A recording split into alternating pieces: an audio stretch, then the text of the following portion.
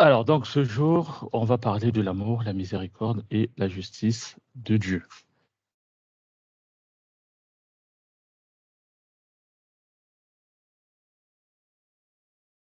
Donc, c'est une série plutôt de 20 programmes qu'on a commencé ça fait quand même déjà quelques dimanches. Donc, aujourd'hui, c'est ce sujet qu'on va aborder. Donc, pour commencer, donc là, effectivement, on commence par l'amour, mais dans le sens où ça va être abordé, on partira de l'homme vers Dieu. Parce que l'homme, c'est vrai que Dieu qui nous a créés tous, et il nous a créés à l'image de Dieu, comme il est écrit dans le livre de Genèse. Mais sauf que l'homme a sa façon de voir les choses qui n'est pas toujours celle que Dieu a. Donc, ce qui fait que dans certaines situations ou dans la majorité des situations, nous avons vraiment notre façon nous, de voir les choses qui n'a rien à voir avec Dieu. Donc, voilà pourquoi on va voir l'amour du côté de l'homme. Quand l'homme parle de l'amour, comment il perçoit cela.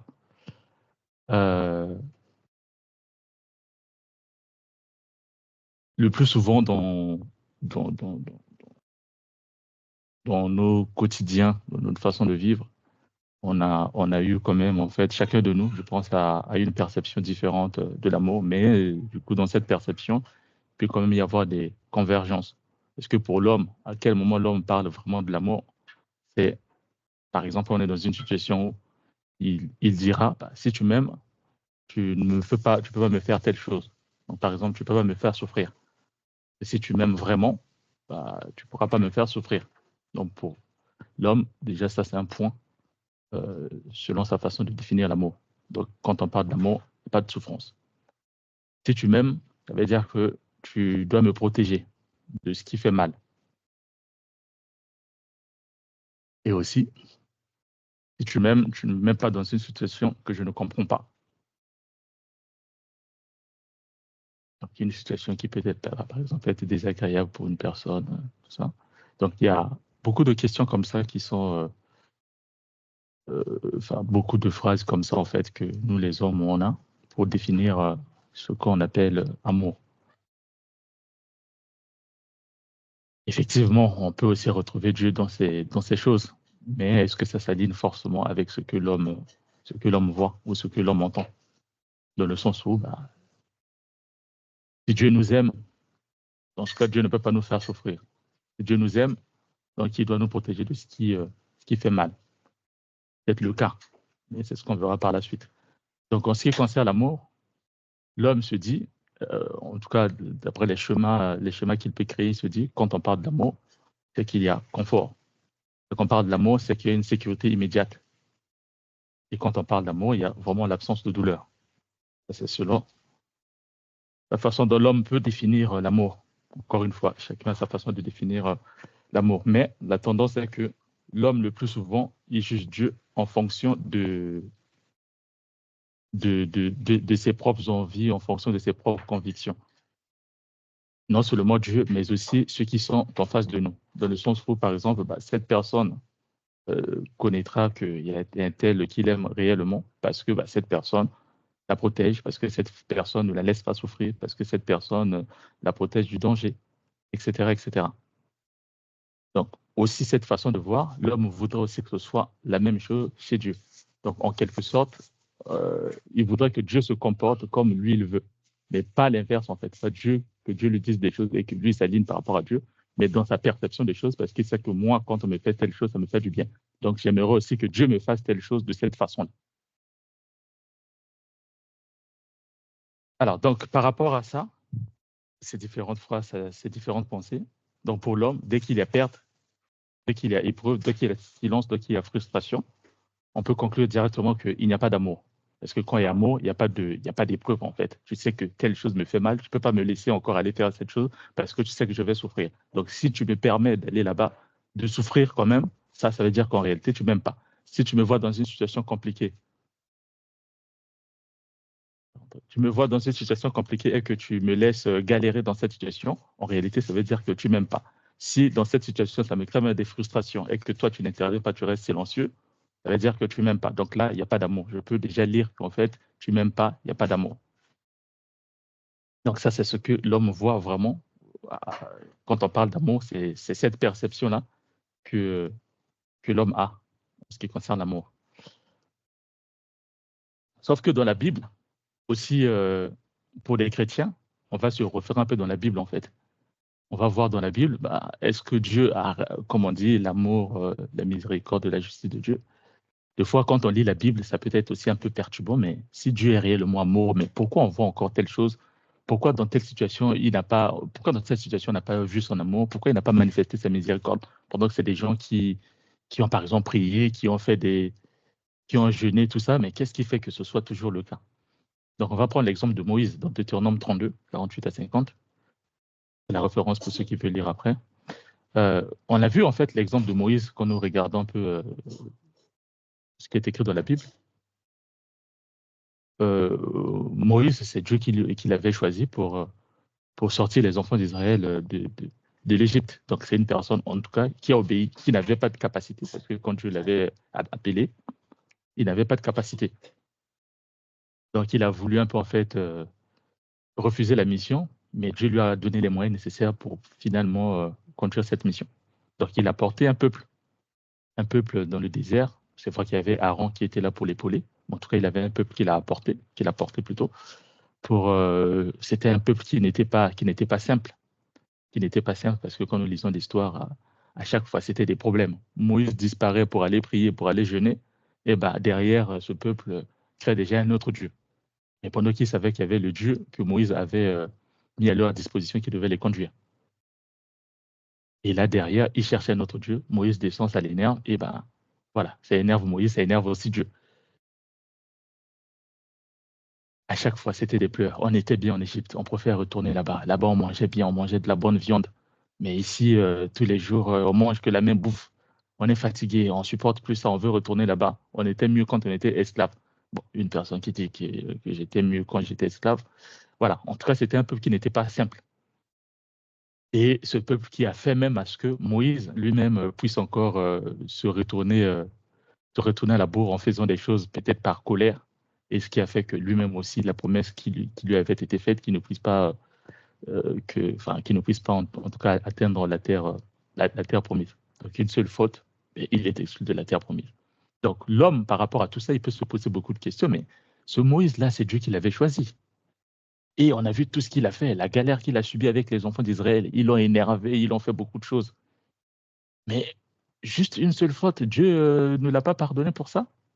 Ça, c'est ce que l'on peut voir. Non, ce Dieu est ingrat, en fait. On ne lit pas vraiment l'amour, peut-être pour certaines personnes de certaines religions, quand elles vont lire la Bible. Non, mais votre Dieu-là, il n'est pas amour, en fait. Quand vous regardez, par exemple, l'histoire de Moïse, il devrait pardonner Moïse. Pour une seule faute, il va mourir. Ça, c'est ce que les gens peuvent se dire. Mais comme nous savons que la Bible, il y a beaucoup de choses cachées et que Dieu parle tantôt d'une manière, tantôt d'une autre, il y a beaucoup de passages bibliques qui sont métaphoriques et un peu, je dirais aussi, il y a beaucoup de paradoxes dedans. Et donc, en réalité, quand on regarde bien le cas de Moïse, c'est que Moïse, en fait, c'est lui qui représente la loi, parce qu'avant Moïse, il n'y avait pas de loi. C'est lui qui représente la loi, et la promesse avait été faite que les enfants d'Israël devraient atteindre la terre promise. Mais, sauf que quand on regarde un peu bien, on prend un peu des lunettes avec un peu de zoom, on se rend compte que Moïse, comme si c'était lui en quelque sorte l'incarnation de la loi, c'est même par la suite, même dans le Nouveau Testament, on dit qu'en fait, dans les synagogues, etc., Moïse est prêché. Donc, c'était en quelque sorte vraiment lui l'incarnation de la loi. C'est vrai qu'il y avait Aaron qui était là. Aaron était là juste pour l'épauler. Or, la loi ne fait pas rentrer dans la promesse. C'est ça le truc.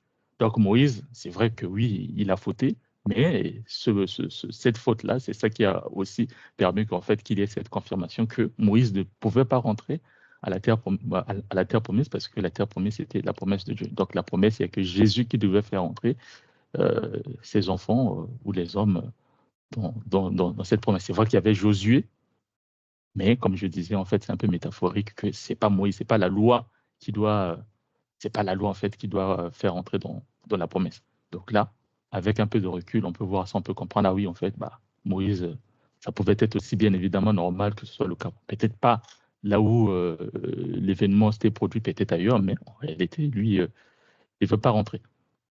Sinon, si Moïse rentrait, si Moïse conduisait les gens à la promesse, ça veut dire que Jésus ne serait plus venu. Alors que tout ça, c'était déjà des plans de Dieu. Moïse lui-même disait que vous allez, Dieu suscitera entre vous encore un prophète et vous l'écouterez, etc. C'est-à-dire, vous l'entendrez, vous le suivre. Donc, Moïse lui-même aussi, il savait déjà qu'il y avait ce prophète qui allait venir, en fait. Donc, lui savait. Mais nous, quand on lit, des fois, on ne comprend pas, des fois, on ne voit pas. Et on, on accuse Dieu parce qu'on a notre imagination, notre concept de l'amour. Et donc, dès lors que l'homme ne fait pas ça, ça veut dire qu'il n'y a pas d'amour.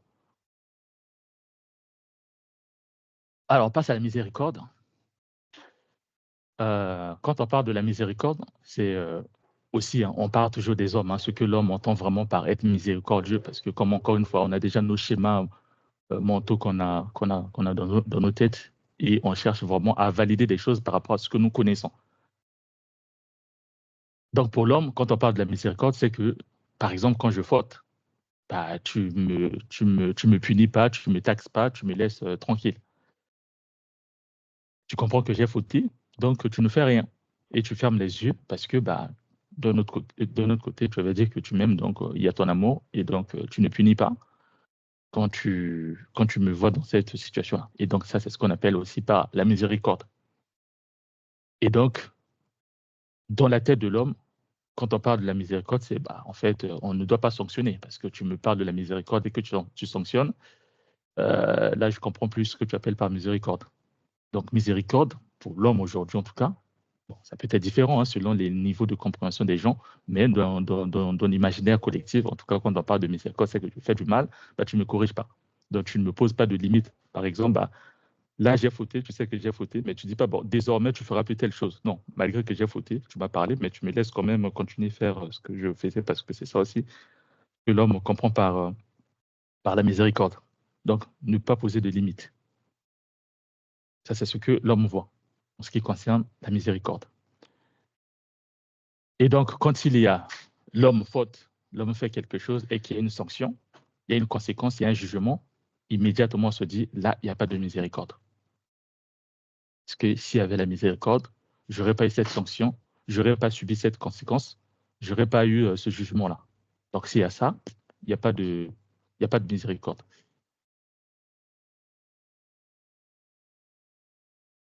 Et donc, par rapport à la miséricorde, quand on regarde encore, selon les exemples bibliques, toujours ce que l'homme ne voit pas. Donc, voilà déjà ce que l'homme voit, comme on vient de dire, c'est que pour l'exemple de Moïse, pour l'exemple de Moïse, le peuple a fauté.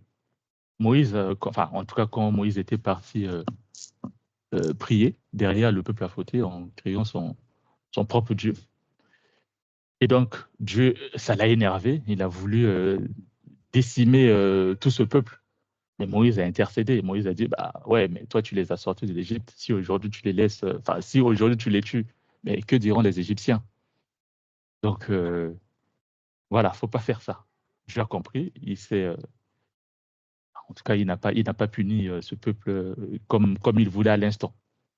Mais par la suite, on voit bien que malgré les bêtises qu'il faisait, il avait quand même frappé, dans le sens où bah, il disait, tout cela, je pense, entre de 0 à 20, je pense, ou 18 comme ça, je ne sais plus trop, cela ne devait pas mourir. Mais tout ce qui était au-dessus, ou au-dessus au-dessus de 20, il faut vérifier, je ne sais plus si c'était 18 ou 20, tout cela devrait périr.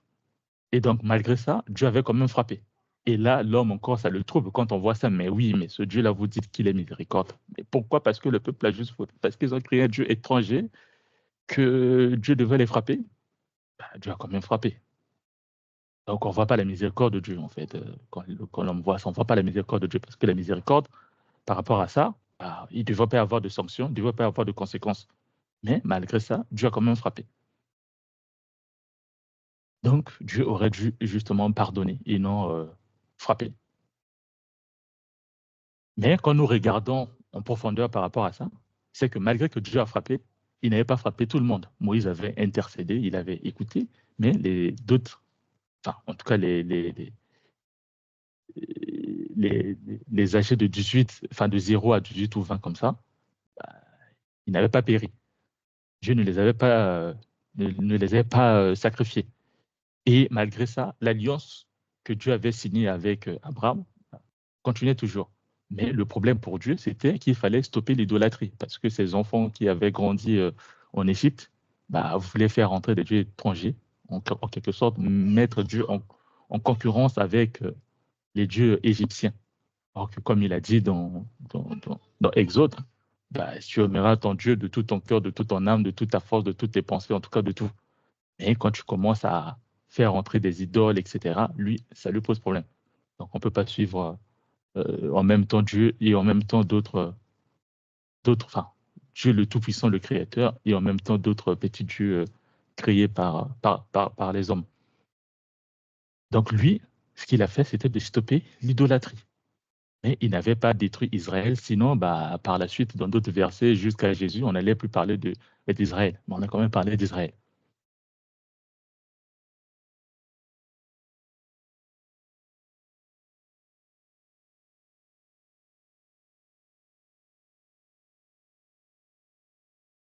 Voilà.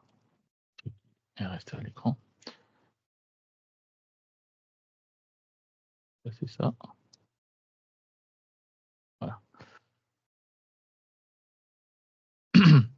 Donc ça, c'est l'exemple de Moïse. On prend aussi l'exemple de David, toujours dans la Bible. David, l'histoire de David que nous connaissons. David prend la femme de son serviteur, il fait tout ce qu'il y a à faire jusqu'à envoyer son serviteur au combat pour qu'il puisse périr et puis lui derrière récupérer sa femme. David avait su ça. Finalement, il a eu un enfant avec cette femme et l'enfant tombe malade. David,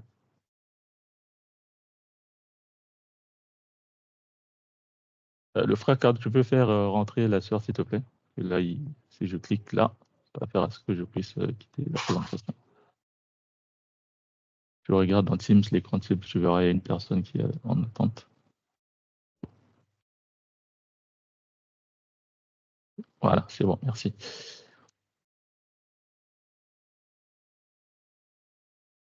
Donc David, malgré tout, enfin, par rapport à ce qu'il a fait, il fait son jeûne, etc. Il a reconnu qu'il avait mal fait. Il se repent en faisant son jeûne. Dieu l'a quand même pardonné. Parce qu'il a dit, voilà, mais si tu avais besoin de femmes, etc., si tu m'avais demandé, j'allais te donner même plus que ça. Mais juste que l'acte que tu as posé, moi, je ne valide pas. Donc, du coup, ce qui a fait que cet enfant puisse quand même mourir. Donc là aussi, l'homme peut se poser des questions. Mais Dieu qui est miséricordieux, pourquoi David a fait son jeûne? Comme nous aussi aujourd'hui, hein, quand on se retrouve face à certaines situations, on est en jeûne parce que c'est comme ça qu'on cherche la miséricorde de Dieu. Mais malgré ça, l'enfant meurt. Ah non, ce Dieu, il n'est pas miséricordieux. Votre Dieu, David, c'était son gars, voilà, mais il permet quand même ces choses. Non, je ne vois pas la miséricorde. Je ne lis pas en tout cas la miséricorde dans ce que Dieu a fait par rapport à David.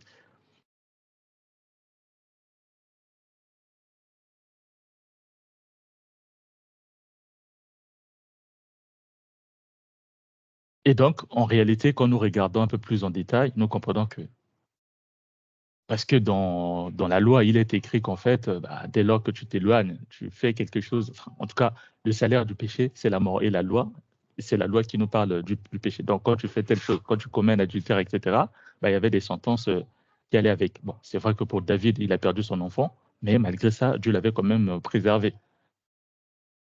Dieu l'avait quand même préservé. Il a gardé David vivant. Il n'a pas perdu son royaume n'était pas détruit. Et il a même restauré intérieurement parce que, voilà, à partir de là aussi, on voyait comment David était encore à fond dans sa relation avec Dieu. Mais par contre, ce que Dieu a arrêté, c'était juste le péché de David, en fait. Comme nous savons que Dieu a horreur du péché, a horreur du mal, en fait. Donc, il ne pouvait pas laisser ce mal passer. Mais dans cette punition, il a quand même détruit une personne, quoi. Il a quand même tué cet enfant.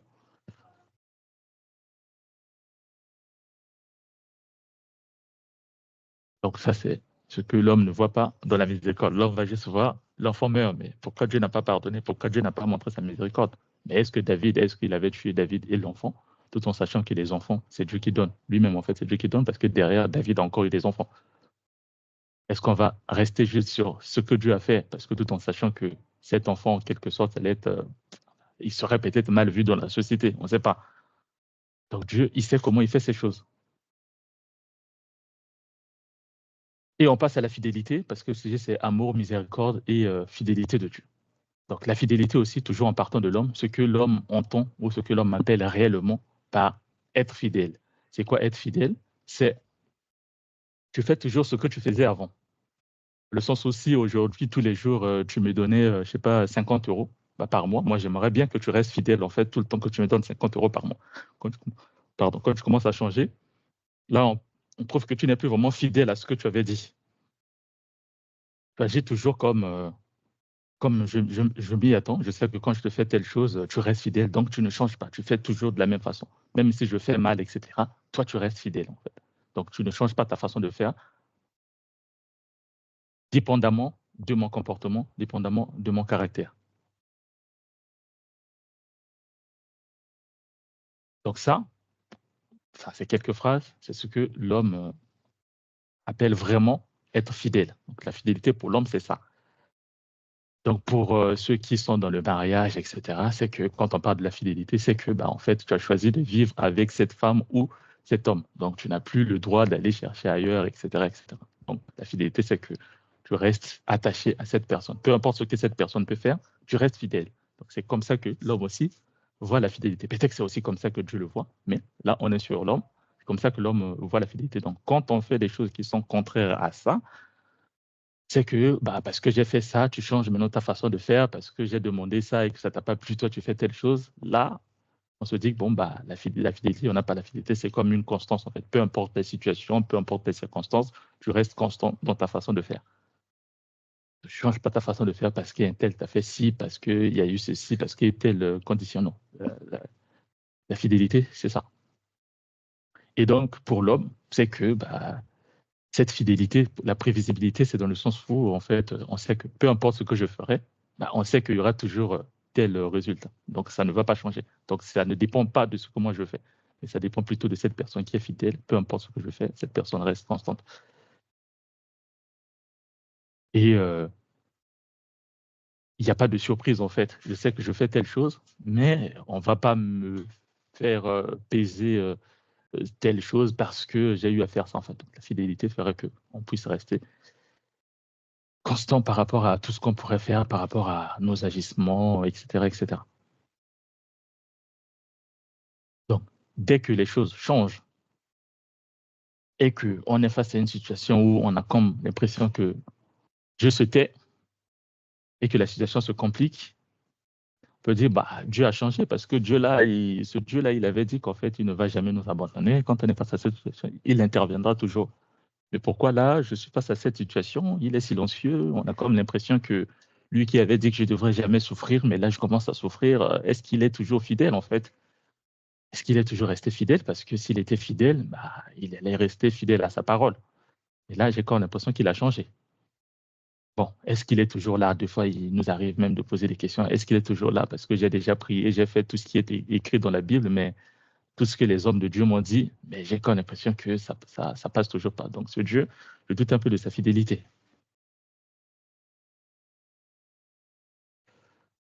Alors, par rapport à la fidélité, selon les exemples bibliques aussi, ce que l'homme ne voit pas, c'est quand on parle de fidélité, on voit l'exemple de l'aveugle né, ça c'est le Nouveau Testament avec Jésus. Un homme qui est né aveugle,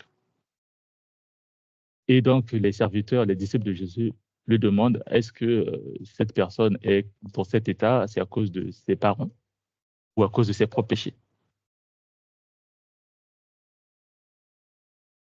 Et Jésus lui dit, non, c'est ni l'un ni l'autre, c'est que ça s'était fait, il était comme ça, c'est Dieu lui-même qui avait voulu que ce soit comme ça, pour justement manifester ses œuvres. Et les gens aussi ont vu, on a vu l'effet que ça avait eu quand Jésus avait fait cette guérison. Donc ça, il y avait une raison derrière. Il n'a pas changé.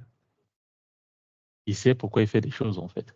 Mais l'homme, nous, on va voir que c'est comme s'il a changé, mais pourquoi il a laissé que cette personne naisse comme ça, etc. Lui, il sait. Il sait, il avait prévu quelque chose. Et au final, on a vu que par rapport à ce qu'il avait prévu, il a fait.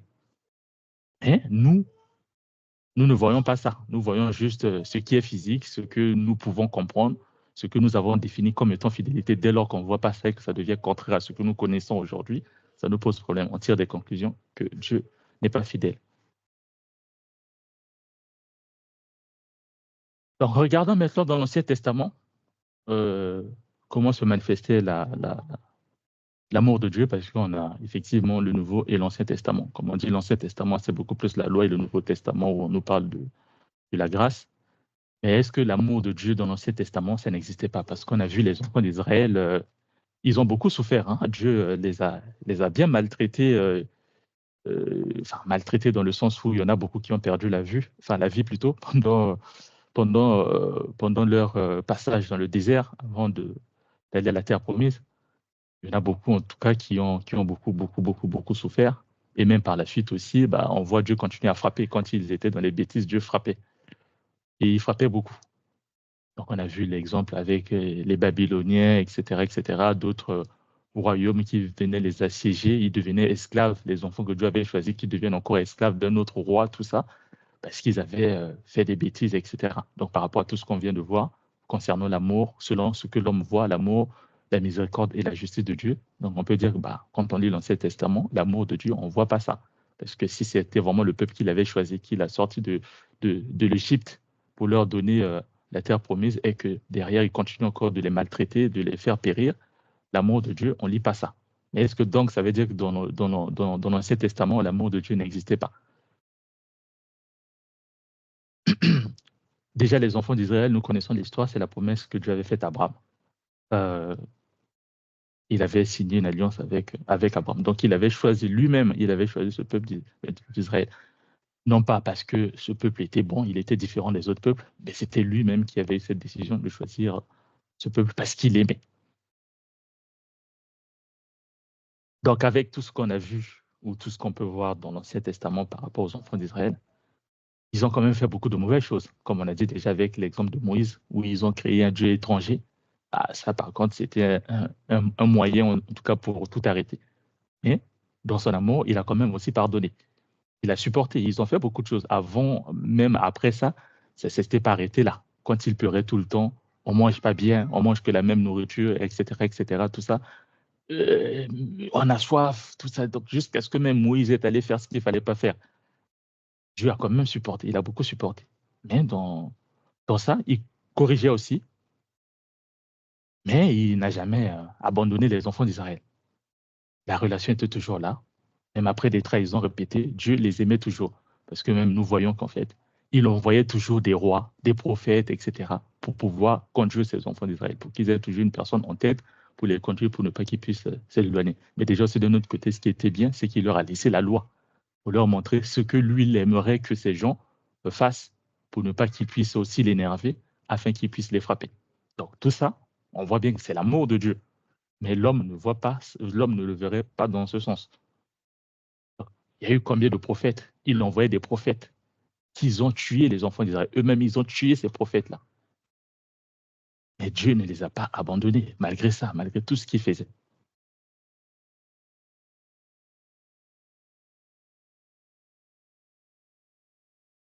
Donc Dieu, dans son amour, il reste fidèle, en fait. C'est pas parce que quand on lit la Bible ou bien dans la vie de tous les jours, on voit que c'est comme s'il y a une certaine différence par rapport à nos attentes, par rapport à l'amour, où on va se dire que Dieu n'est pas amour, ou bien l'amour de Dieu, quand on lit l'Ancien Testament, ça n'a jamais existé. Non, l'amour de Dieu, ça a toujours existé.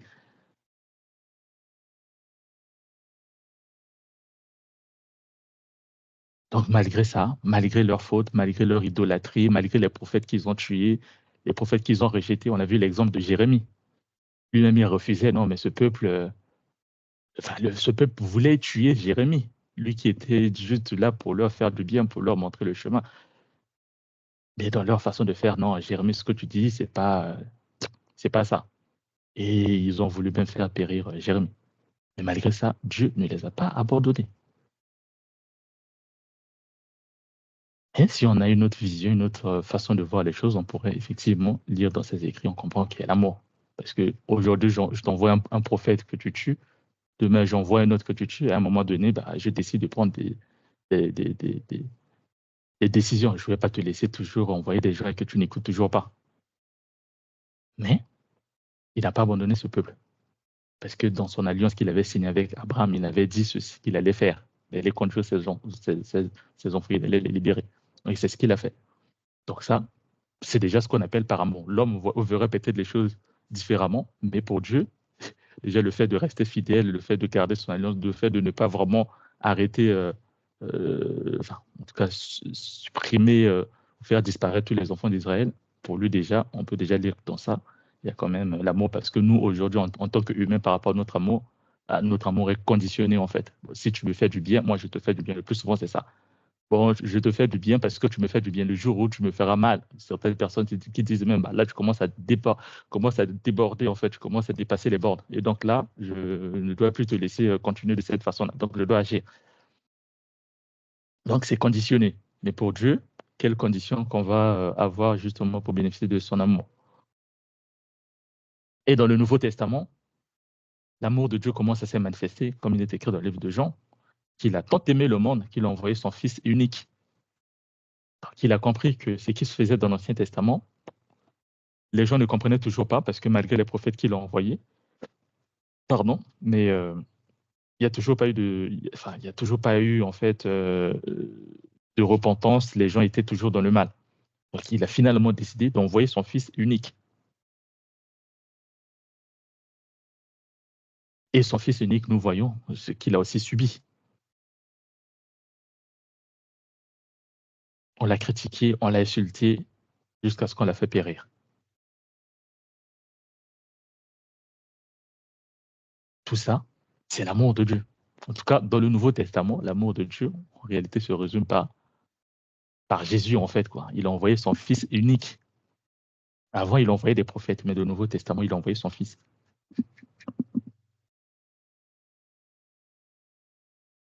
Pour venir sauver tous ceux-là qui étaient en captivité, ceux qui étaient toujours dans le péché, condamnés par la mort. Et donc, c'est en Jésus que nous lisons vraiment l'amour de Dieu. Parce que c'est Jésus, il n'a pas eu une vie facile sur terre, en tout cas vers la fin, ce qu'on lui a fait, lui qui avait juste une mission de venir sauver, de venir sortir les gens du noir, mais il a subi autre chose. Donc, pour Dieu, son amour, c'est pas je t'empêche de souffrir, parce qu'on a vu avec Jésus, Jésus a quand même souffert aussi. Mais pour quel prix? Pour sauver l'humanité.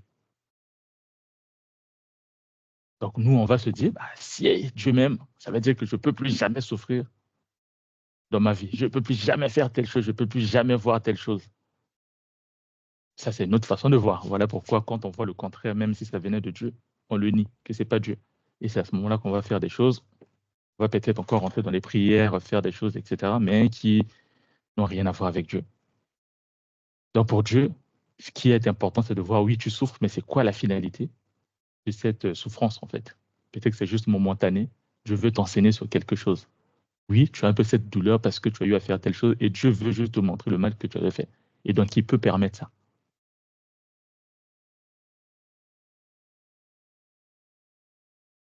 Et ça, le plus souvent, c'est ce que nous, les hommes, nous ne voyons pas.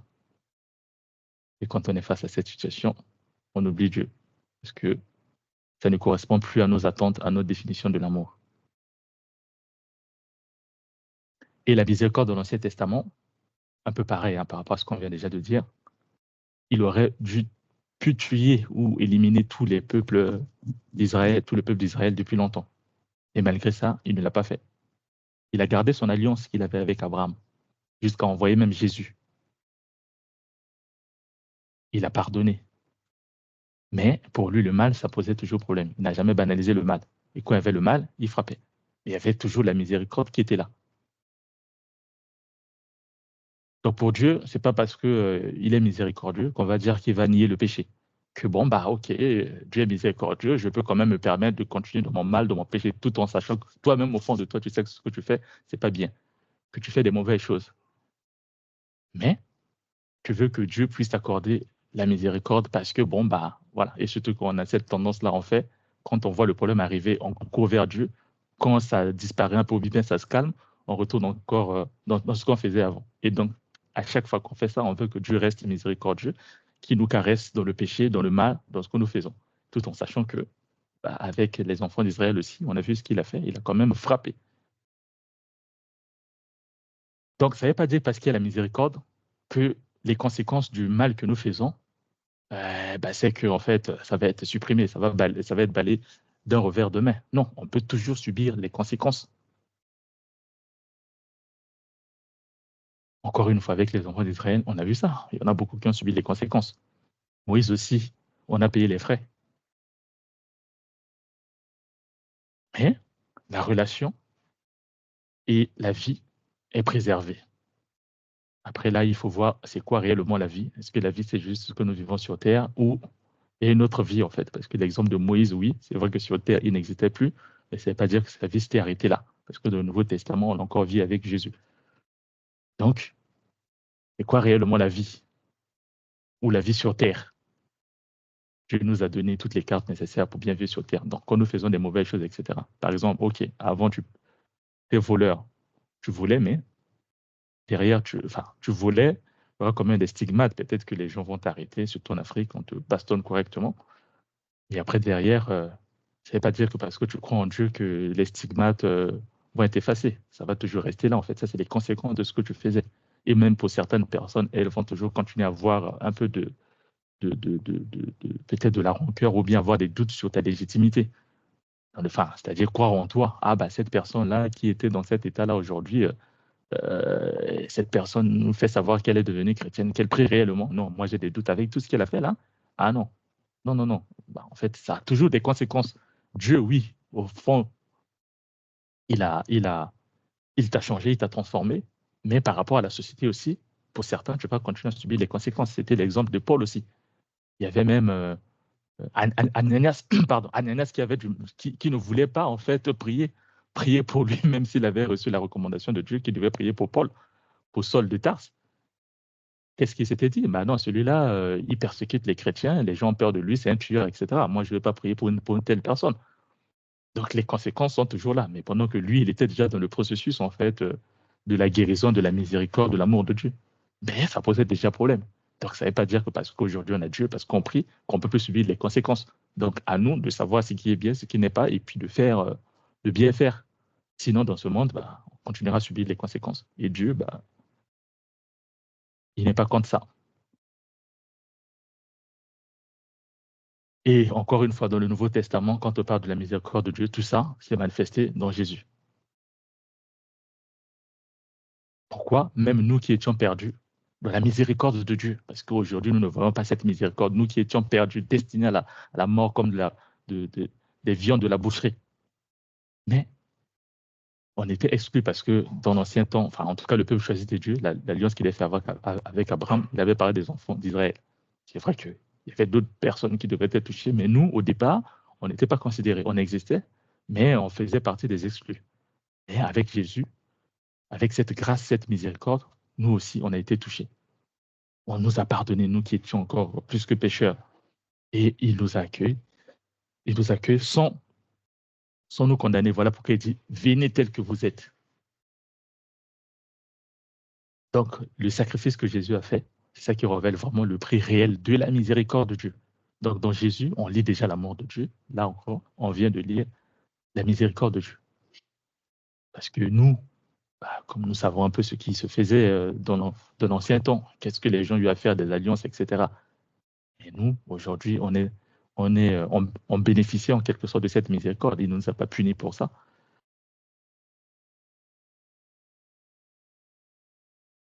Et la justice de Dieu dans l'Ancien Testament,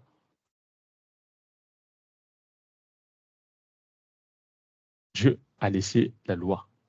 Comme dans nos sociétés aussi, on a la loi pour assurer la justice.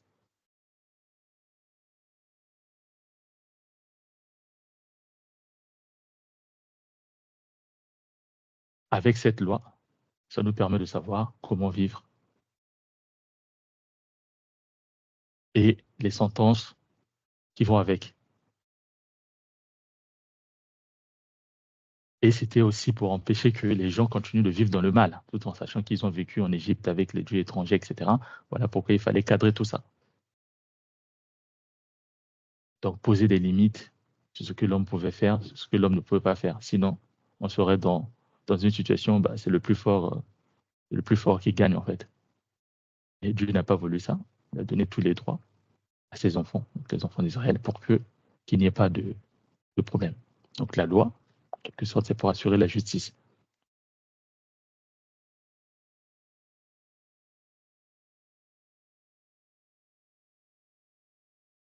Et dans le Nouveau Testament, la justice n'a jamais été supprimée, la justice existe toujours, mais c'est Jésus qui nous révèle tout ça.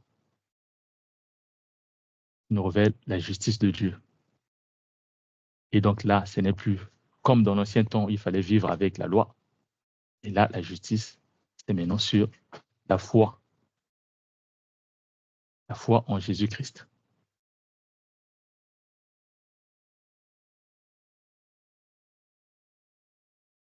Et par rapport au passage de Jésus, ça permet justement de condamner le péché et de nous offrir la justice lorsque nous croyons en lui.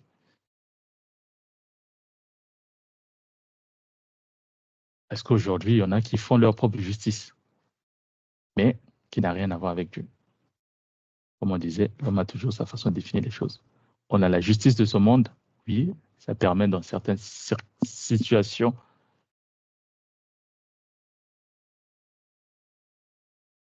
d'être correct, mais dans certaines situations, celui qui a beaucoup d'argent peut avoir des bons avocats. Et après cette justice, il faut qu'on parle du ministère de la justice, mais il n'y a pas vraiment cette justice en fait.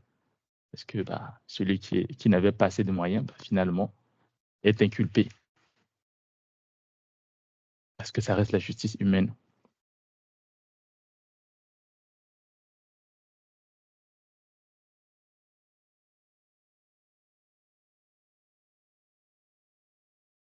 Donc, au vu de tout ça, ce que les chrétiens pensent, c'est qu'ils comprennent par rapport à l'amour, la miséricorde et la justice de Dieu, c'est que Dieu m'aimera si j'obéis mieux.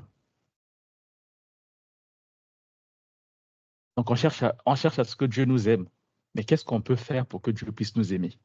Ça, c'est aussi les questions qu'on peut avoir. OK, donc on a compris l'amour, la miséricorde et la justice de Dieu. Mais qu'est-ce que moi, je peux faire pour susciter l'amour de Dieu? Ou la miséricorde ou la justice de Dieu? Et ça, c'est ce qu'on voit dans la vie de tous les jours. Une fois qu'on a gaffé et qu'on trouve que là, il y a maintenant des conséquences qui arrivent, pour certaines personnes, je te retrouve dans une maladie, c'est là maintenant que je commence à bien prier. C'est là que je deviens vraiment à fond dans la prière. Les jeûnes et prières. À chaque fois, quand on parle de programme de prière, je suis toujours là. Quand il faut faire des œuvres, etc., je suis toujours là. Parce que cette personne se dit, c'est en faisant ça que je vais attirer l'amour, la miséricorde et la justice de Dieu sur ma vie. Et tout en sachant que si dans ce que tu as eu à faire, tu as eu à causer des choses, causer du tort sur certaines personnes, ça ne veut pas dire que Dieu va complètement t'épargner de ça. Donc, l'homme fait de son mieux à ce moment-là pour chercher l'amour de Dieu. Donc, si je fais assez d'efforts, Dieu sera favorable par rapport à moi. Et dans l'ancien temps, comme nous savons, c'était les œuvres. Donc, il fallait faire les œuvres.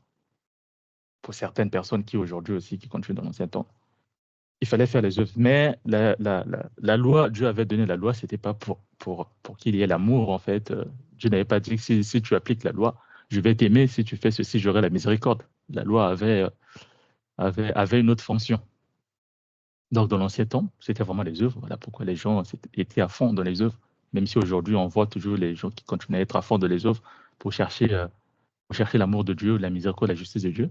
Mais dans le Nouveau Testament, on nous parle de la grâce. C'est là que les gens sont encore un peu plus perdus. Parce que dans l'Ancien temps, on se dit, bon, si je fais telle chose, Dieu m'aimera. Si je fais telle chose, je vais bénéficier de la grâce, de la miséricorde de Dieu. Mais dans le Nouveau Testament, il n'y a que la grâce. C'est ce qu'on verra un peu plus en détail par la suite. Mais si donc, en nous regardons bien, la loi n'a jamais été donnée pour gagner l'amour de Dieu. Mais c'était juste pour révéler à l'homme que de lui-même, c'était impossible qu'il soit sauvé. C'est ce que l'apôtre Paul dit dans le livre de Romains. Il s'est rendu compte que Sans la grâce, c'est compliqué. Parce que c'est vrai, il peut faire des œuvres, mais les œuvres, on ne peut pas être parfait en fait avec les œuvres. C'est très compliqué. Parce que, comme la Bible le dit, tous ceux qui ont vécu avec la loi, que ce soit même les souverains sacrificateurs eux-mêmes, ils ont péché. Mais eux qui étaient censés connaître la loi et qui étaient censés diriger le peuple, mais ils étaient incapables de respecter cette loi. Donc, ce n'était pas simple. Donc, avec la loi, l'homme comprend que de lui-même, il ne peut pas se sauver.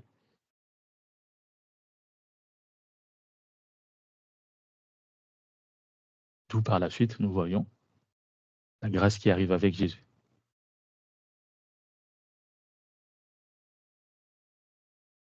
Aujourd'hui, nous voyons des gens qui sont à fond dans les œuvres. Comme je venais de dire, je dois faire tel sacrifice, je dois faire ci, je dois faire ça, parce que je sais que derrière, il y aura l'amour de Dieu dans Deutéronome 7, le 7 à 8. Et Dieu nous dit déjà même depuis l'Ancien Testament, où on peut dire que c'est la loi peut-être qui sauve, tout en sachant que bon, ceux qui étaient sous la loi, ils seraient jugés selon la loi, ceux qui sont sous la grâce, selon la grâce aussi. Mais ici, dans Deutéronome, Dieu est clair que ce n'est pas parce que vous êtes plus nombreux que tous les peuples et l'Éternel s'est attaché à vous. Mais c'est parce que l'Éternel vous aime, tout en sachant que Dieu a aimé Israël avant qu'Israël soit né. Donc Israël n'a rien fait pour bénéficier de l'amour de Dieu. Et c'est Dieu qui lui-même, dès le départ, avait choisi ce peuple. Il avait manifesté son amour.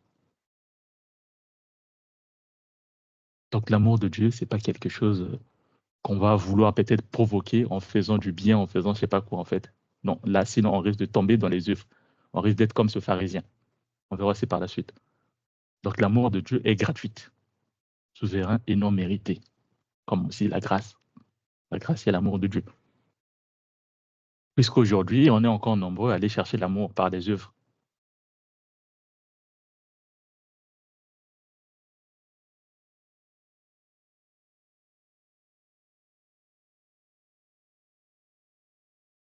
Ah, là, j'ai fait une erreur de verset. C'est ça.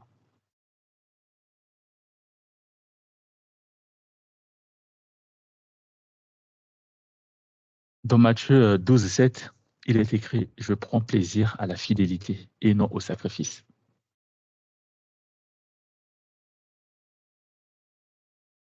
On parle ici de l'amour, de la miséricorde et de la justice de Dieu. Donc les hommes de foi, ils ont cette volonté de chercher ou d'aller provoquer, comme certaines personnes le disent, l'amour de Dieu. Certaines personnes disent provoquer les miracles. Il faut provoquer les miracles.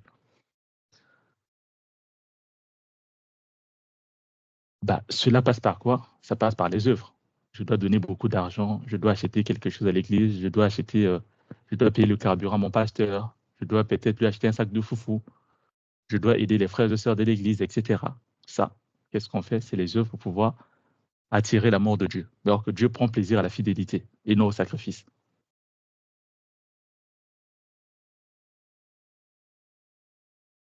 Donc, dans Ésaïe 1, de 11 à 17, là, c'est vraiment une synthèse, c'est que il dit que m'importe la multitude de vos sacrifices. Oui, les enfants d'Israël, ils faisaient des sacrifices à Dieu, mais tout en sachant qu'ils n'obéissaient pas, ils n'étaient pas fidèles à ce que Dieu leur disait. Donc, à un moment donné, Dieu leur dit que m'importe la multitude de vos sacrifices. Oui, c'est bien beau, vous faites beaucoup de sacrifices, mais vous ne marchez pas comme moi je vous demande de marcher. Vous ne faites pas ce que je vous demande de faire. Et ce qu'il leur demande de faire, c'était de cesser de faire le mal. C'est ce que Dieu voudrait pour eux. Aujourd'hui, on fait beaucoup de sacrifices. On le voit dans des églises. Il y en a qui donnent des trucs, qui font des dons, tout ça, mais c'est toujours des gens qui continuent à vivre dans le mal. Alors que Dieu, ce que voudrait pour ces gens, ce n'est pas tout ce qu'ils donnent là, en fait. Ce n'est pas tous les présents, tous les cadeaux, tout ce qu'ils font, que ce soit à l'église ou que ce soit vis-à-vis des autres personnes. Ce que Dieu voudrait déjà pour cette personne, c'est de cesser de faire le mal.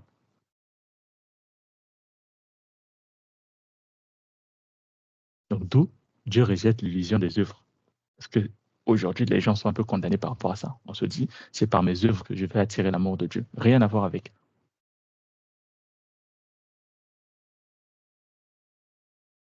Donc Dieu, par rapport à tout ça, déjà, je prends plaisir à la fidélité et non au sacrifice.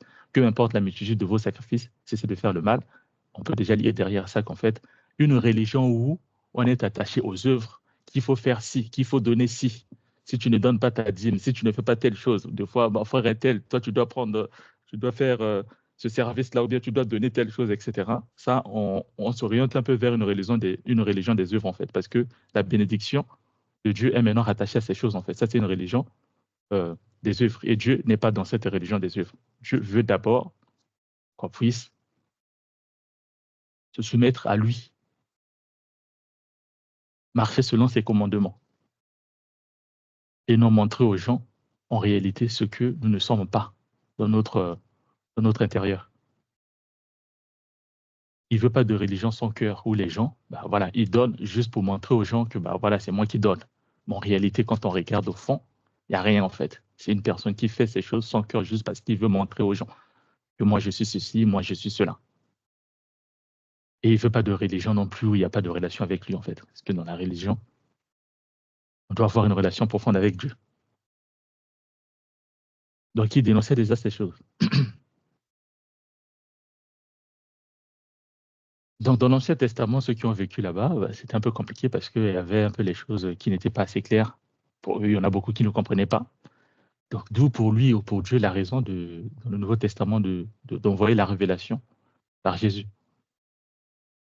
Parce que, puisque même aujourd'hui, c'est vrai qu'il y a eu cette révélation, mais on continue encore à chercher les œuvres, on continue encore à gagner la voix de Dieu par les œuvres. Donc, dans Éphésiens 2, 8 à 9, il est écrit, c'est par la grâce que vous êtes sauvés, par le moyen de la foi. Ce n'est point par les œuvres. Et dans Romains 3, 20, nul ne sera justifié devant lui par les œuvres de la loi. Mais tout en sachant qu'aujourd'hui, il y en a qui continuent encore avec les œuvres de la loi. Parce qu'il est écrit dans la Bible, tout ce qui est écrit dans la Bible, c'est la parole de Dieu. Oui, amen. Mais est-ce que tu es concerné par ça? Soyez renouvelés de l'intelligence, que l'apôtre Paul nous a dit. Et dans Luc 18, 10 à 14, quand il parle de la parabole du pharisien, que nous connaissons, celui-là qui disait, bah, moi je jeûne 2 fois par semaine, je donne la dîme de tout, nanani, nanana. Donc pour lui, il voulait montrer à Dieu qu'il était juste, en fait, c'était la bonne personne, en fait, que Dieu aimerait parce qu'il fait ce que Dieu disait. Et le publicain qui était là triste,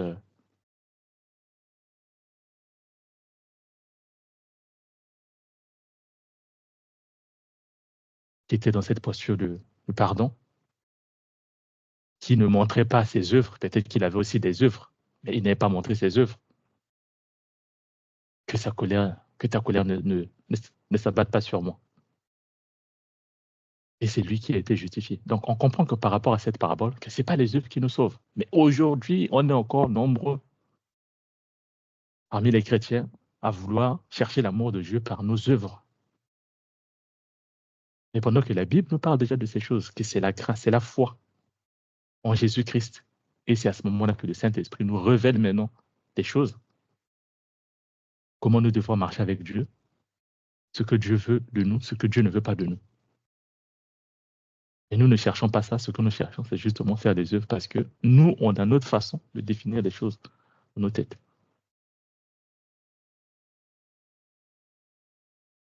Donc pour finir,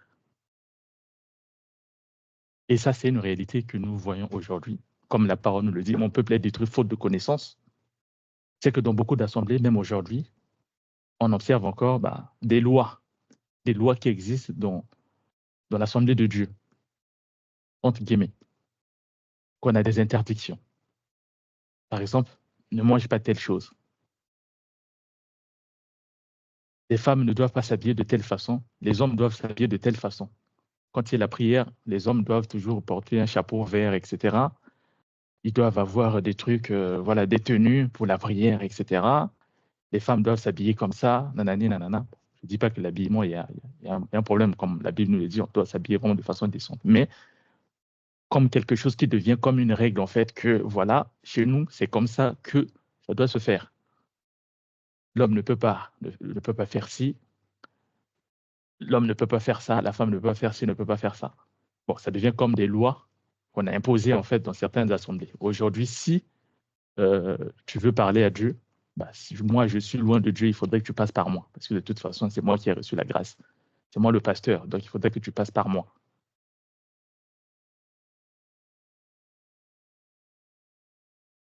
Bon, ces sujets, par exemple, du manger, du boire, etc., c'est vrai que l'apôtre Paul aussi en parle dans le Nouveau Testament. Il faut déjà avoir cette conviction. S'il n'y a pas de conviction, à un moment donné, ça nous ramène maintenant dans la loi, parce que la loi, les gens faisaient des choses sans conviction. Ils faisaient parce qu'on leur avait imposé ça qu'il fallait faire. Même s'ils ne comprenaient pas, mais il fallait faire. C'est comme ça que c'était écrit. Donc voilà pourquoi dans la nouvelle alliance, Jésus nous fait comprendre d'ailleurs pourquoi on fait ces choses et pourquoi est-ce que ceux d'avant ne comprenaient pas réellement ce qu'ils faisaient. Et donc, du coup, cette relation devient personnelle, à ce que Dieu t'enseigne à toi-même directement des choses. Mais quand nous nous retrouvons dans ces endroits où on nous dit, voilà, par exemple, tu mangeras que si, tu ne mangeras pas ça. Est-ce que c'est peut-être ce que, comme on a dit dans le Nouveau Testament, la relation devient personnelle? Dieu continue de parler, bien évidemment, il peut toujours parler. Mais est-ce que ça veut dire que peut-être cette révélation que cette personne avait reçue, peut-être que ça concernait sa propre vie? Est-ce que ça concernait toute l'assemblée? Peut-être qu'on ne sait pas. Et comme si on ne sait pas, nous aussi, on rentre dedans, ton ignorance, on continue de faire des choses où des fois tu devais manger c'est pas une bonne nourriture, mais voilà, c'est juste un goût que tu loupes aujourd'hui, que tu ne dois pas boire ceci, tu ne dois pas boire cela. Bon, est-ce que c'était aussi, pardon, est-ce que c'était une règle universelle ou pas? Donc aujourd'hui, on se dit quoi? En fait, c'est en faisant ça que derrière, on va voir l'amour de Dieu, qu'on va voir la miséricorde de Dieu, qu'on va voir telle chose. Que c'est parce que tu prends en charge. Il y en a même qui vont se dire, bon, voilà, je vais désormais commencer à faire ça. Parce que derrière, tu veux chercher l'amour de Dieu, parce que tu commences à prendre peut-être soin de ton pasteur, par exemple son carburant ou je ne sais pas quoi. Et là, tu te dis que derrière, ça fera ce que Dieu puisse m'aimer, en fait. Mais pendant que tu continues dans le mal, en fait. Ça, c'est ce que l'homme ne voit pas. Lui, il voit que les œuvres que moi, je vais susciter l'intérêt ou je vais attirer le regard de Dieu parce que je fais telle chose. C'est ce qui est écrit dans sa Bible. Je dois faire ci, je dois faire ça. Peut-être par rapport à la loi, je dois faire du bien. Oui, c'est écrit dans la Bible qu'il faut faire du bien, il faut aimer, il faut partager. Mais on oublie juste que le mal que je fais, c'est ça que je dois abandonner parce que dès lors qu'on est dans les sacrifices, etc., tout ça là, des dons, mais derrière, on continue de vivre dans le mal, c'est une perte de temps. Donc, on est condamné aujourd'hui à faire ces choses, condamné aujourd'hui à vivre aujourd'hui même dans l'ignorance, parce qu'on nous a enseigné que c'est par ça, en fait, qu'on aura la grâce. Il y en a même, des fois, on voit surtout le mois de décembre, il y a maintenant des trucs, il faut faire un sacrifice pour l'année prochaine qui arrive, etc., pour ton boulot, pour ton voyage, etc. Il faut faire des sacrifices. Tu fais des sacrifices, mais au fond de toi, tu sais qu'il y a encore cette mauvaise vie qui est là, en fait. Et Dieu, ce qu'il voudrait de nous, c'est qu'on puisse se détacher de ça. Ce n'est pas des sacrifices qui attirent la justice de Dieu. Nous, aujourd'hui, qu'est-ce qu'on a fait aujourd'hui? Qu'est-ce qu'on a fait? Qu'est-ce qu'on a donné à Dieu pour qu'on puisse bénéficier de cette grâce que nous avons aujourd'hui? Quel est le travail qu'on a fait pour que tous les jours on puisse avoir le souffle de vie? On a fait quoi? Est-ce qu'on est capable de dire que parce que j'ai fait ça, qu'aujourd'hui je vis, que j'ai le souffle de vie et que les gens qui aujourd'hui sont décédés parce qu'ils n'ont pas fait ce que moi j'ai, parce qu'ils n'ont pas su faire ce que moi j'ai fait? On est incapable de dire ça en fait. On bénéficie justement de la grâce. On a vu nous qui étions perdus, mais par Jésus, on a reçu la grâce en fait. Il nous a montré le chemin pour qu'on soit sauvé, le chemin de la vie. Mais qu'est-ce qu'on a fait pour bénéficier de tout ça? Rien. Est-ce qu'on a donné de l'argent? Est-ce qu'on a mis l'argent dans une enveloppe, etc.? Est-ce qu'on a fait, je ne sais pas, une offrande, je ne sais pas de quoi? Est-ce que c'est parce qu'on s'est lavé avec l'eau de sel, l'eau purifiée, je ne sais pas quoi? Est-ce que c'est parce qu'on a fait tout ça que Dieu nous a aimés? Est-ce qu'on s'est dit, bon, aujourd'hui, moi, je veux faire tel travail, je ne vais pas travailler, je vais juste faire des sacrifices et je vais attendre à ce que Dieu fasse quelque chose pour moi? Non, ce n'est pas comme ça que ça marche. L'amour de Dieu, ce n'est pas des choses qu'on cherche par les œuvres. Donc, d'où même la parabole du publicain et du pharisien. Mais curieusement, aujourd'hui, dans les assemblées, on est encore condamné par ce genre de choses-là. Ça devient comme des lois. Donc, on continue encore de vivre avec cette loi.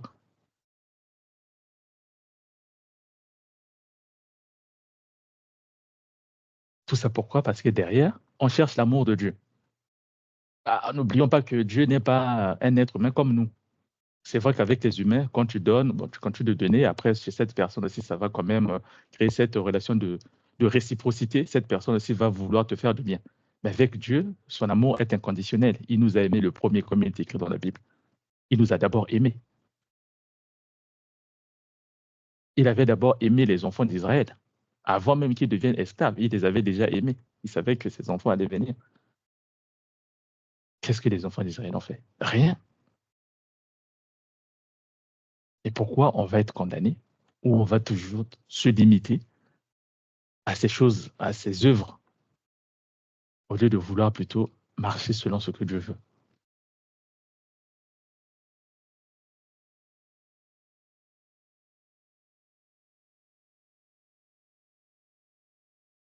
Dieu nous parle, il continue de nous parler. C'est vrai qu'aujourd'hui, il y a toujours des choses, Dieu continue de nous parler. La vie sur Terre, en tout cas, ça dépend de nous. Dieu nous a déjà donné toute la connaissance nécessaire pour pouvoir vivre, pour faire ce qu'il nous faut. Si on veut du boulot, on sait ce qu'il faut faire, il faut travailler. Si on veut, je sais pas, faire telle chose là, on veut devenir expert, je sais pas en quoi, bah, ça passe par le travail. Bien évidemment, Dieu nous a déjà donné les moyens d'intelligence nécessaires pour le faire. Si on veut vivre aussi sur Terre, Dieu nous a donné les moyens nécessaires pour le faire. Aujourd'hui, il y a quand même plusieurs branches qui existent, en tout cas un peu dans plusieurs domaines, pour nous enseigner aussi comment bien vivre sur Terre, comment bien vivre avec les gens, avec ses pairs, etc., ses amis. Il y a même des livres, comment se faire des amis. Tout ça là, ça existe en fait. Il y a beaucoup de personnes qui écrivent des livres aujourd'hui pour la vie sur Terre. Mais aussi, tout en sachant qu'il y a aussi la vie, euh, autre vie qui existe, qui n'est pas que la vie sur Terre. Donc, par exemple, aujourd'hui, une personne qui veut être en bonne santé, ah bah, on sait qu'il faut éviter de manger voilà, de la malbouffe, etc., etc. Ça, Dieu n'est pas dedans. Si on veut bien faire, on veut bien bouffer, on bouffe. Mais ce n'est pas le jour où on va prendre, je sais pas, un truc mal bouffe, on met dans la bouche, Dieu va venir mettre sa main dans la bouche pour sortir ça. Non, ça c'est à nous. On fait ça en toute conscience, en fait.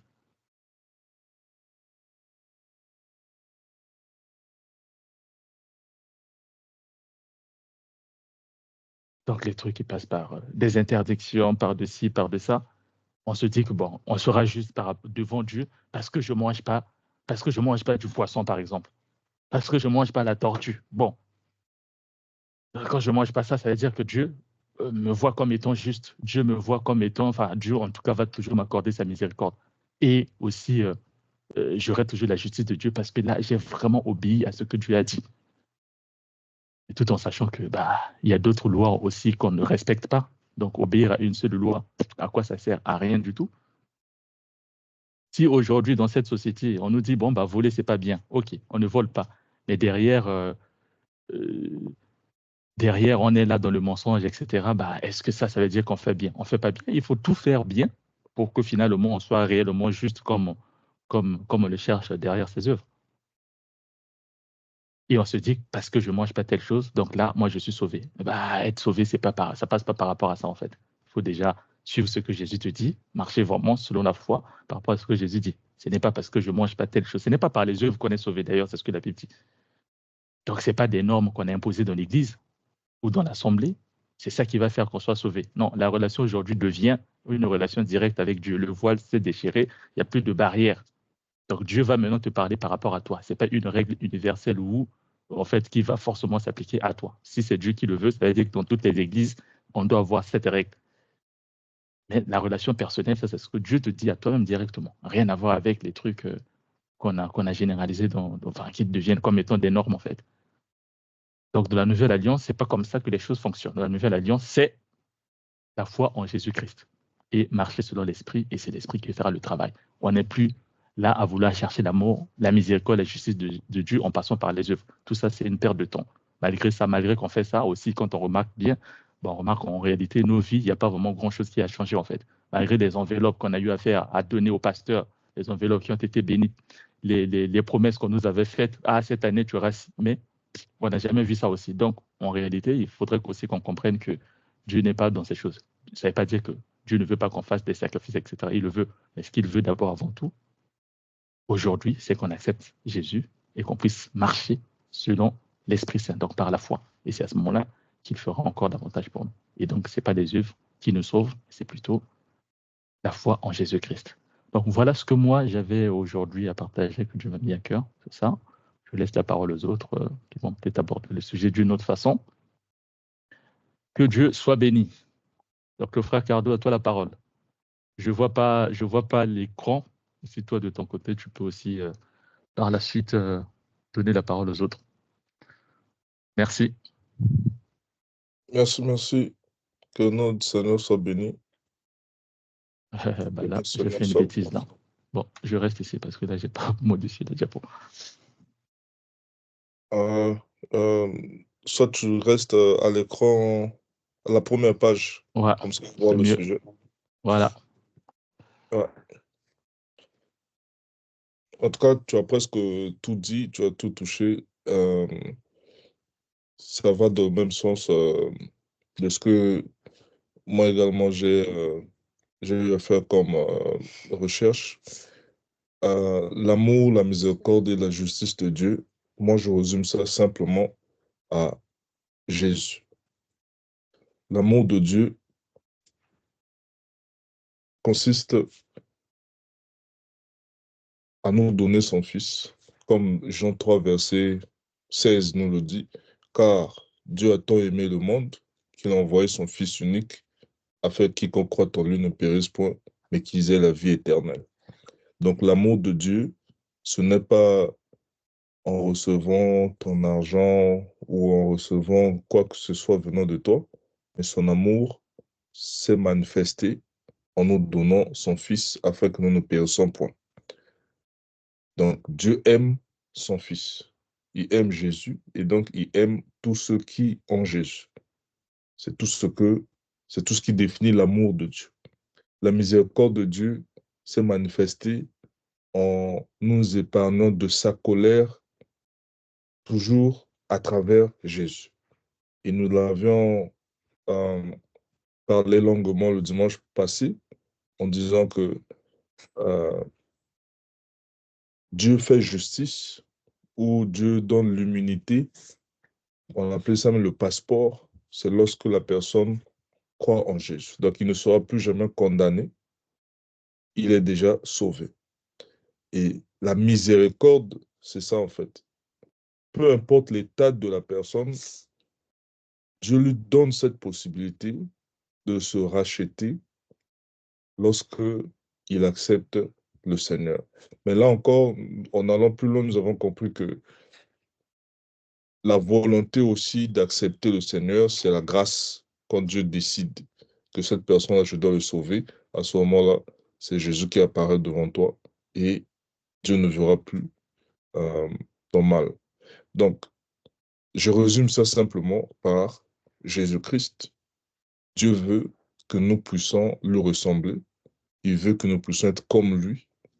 Il veut que nous puissions, qu'il puisse habiter en nous et que le nous n'existe plus, que ce soit Christ qui puisse se manifester en nous. C'est tout ce que Dieu veut et c'est ça son amour, c'est ça sa miséricorde et c'est ça sa justice. Au reste, Dieu n'est pas dans ça. Les gens perdent de l'argent en allant donner et tout. Il y a des gens qui ont perdu leur ventre. Enfin, moi j'appelle ça faire des régimes lorsque les gens font des jeûnes pour chercher et tout ça, pendant que si on comprend réellement toutes ces choses, on va aller droit vers la chose. On veut susciter l'amour de Dieu, le Seigneur Jésus est devant nous.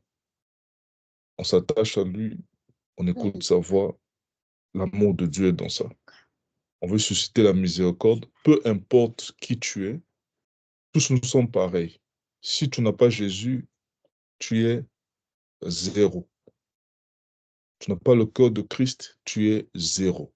Peu importe l'argent que tu peux dépenser, peu importe le bon cœur que tu peux avoir, ça ne conduit pas Dieu. Le fil conducteur, c'est Christ. Sans Christ, il n'y a rien. La justice de Dieu, on a déjà parlé de ça aussi, c'est Christ. Et lorsque nous avons Christ, on n'est pas condamné. Donc, je peux résumer en dehors, enfin, tu l'as dit aussi, déjà dans les détails. Moi, ce que je peux simplement dire, c'est ce résumé-là. Que Dieu soit loué, que Dieu soit glorifié. Et en ayant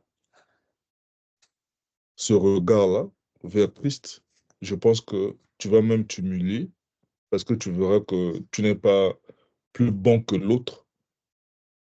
Ce n'est pas ce que tu fais qui conduit Dieu. Ce n'est pas ton argent qui fait que Dieu te bénisse.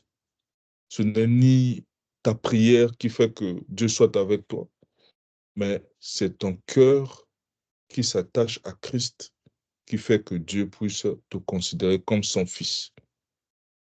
Si nous regardons les choses de cette manière, nous allons cesser de nous plaindre, nous allons cesser de chercher Dieu ailleurs, nous allons nous concentrer sur ce qui est utile, donner notre cœur et notre espérance en Christ, par la foi en Christ.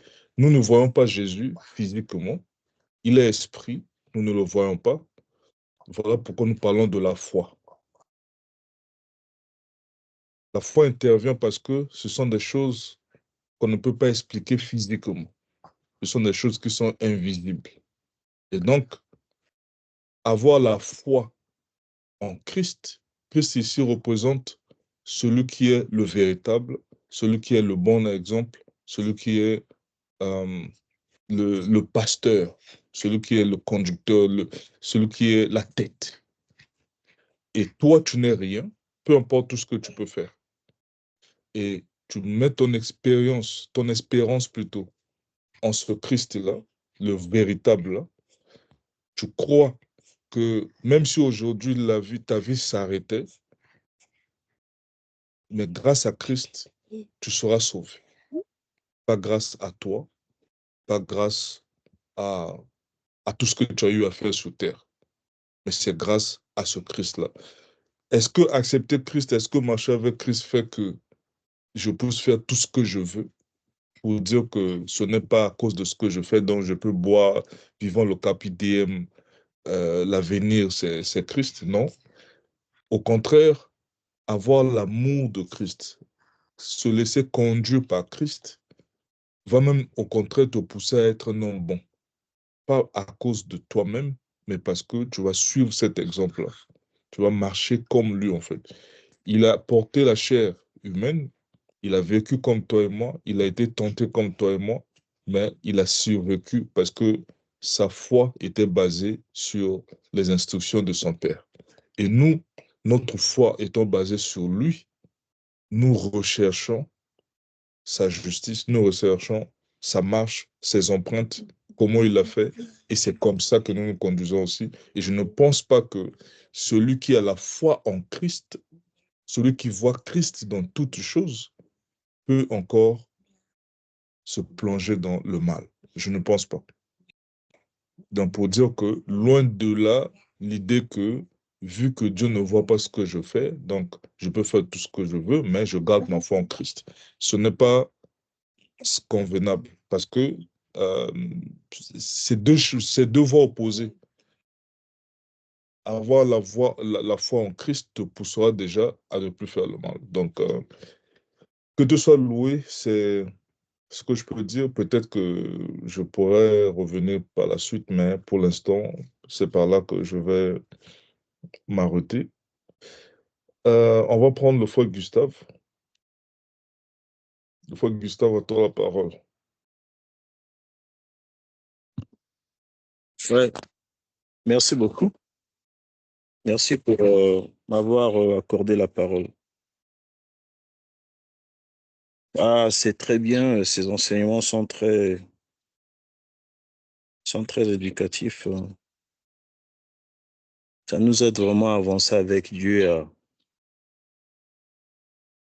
rechercher Dieu encore à travers la prière, à travers la lecture des Saintes Écritures.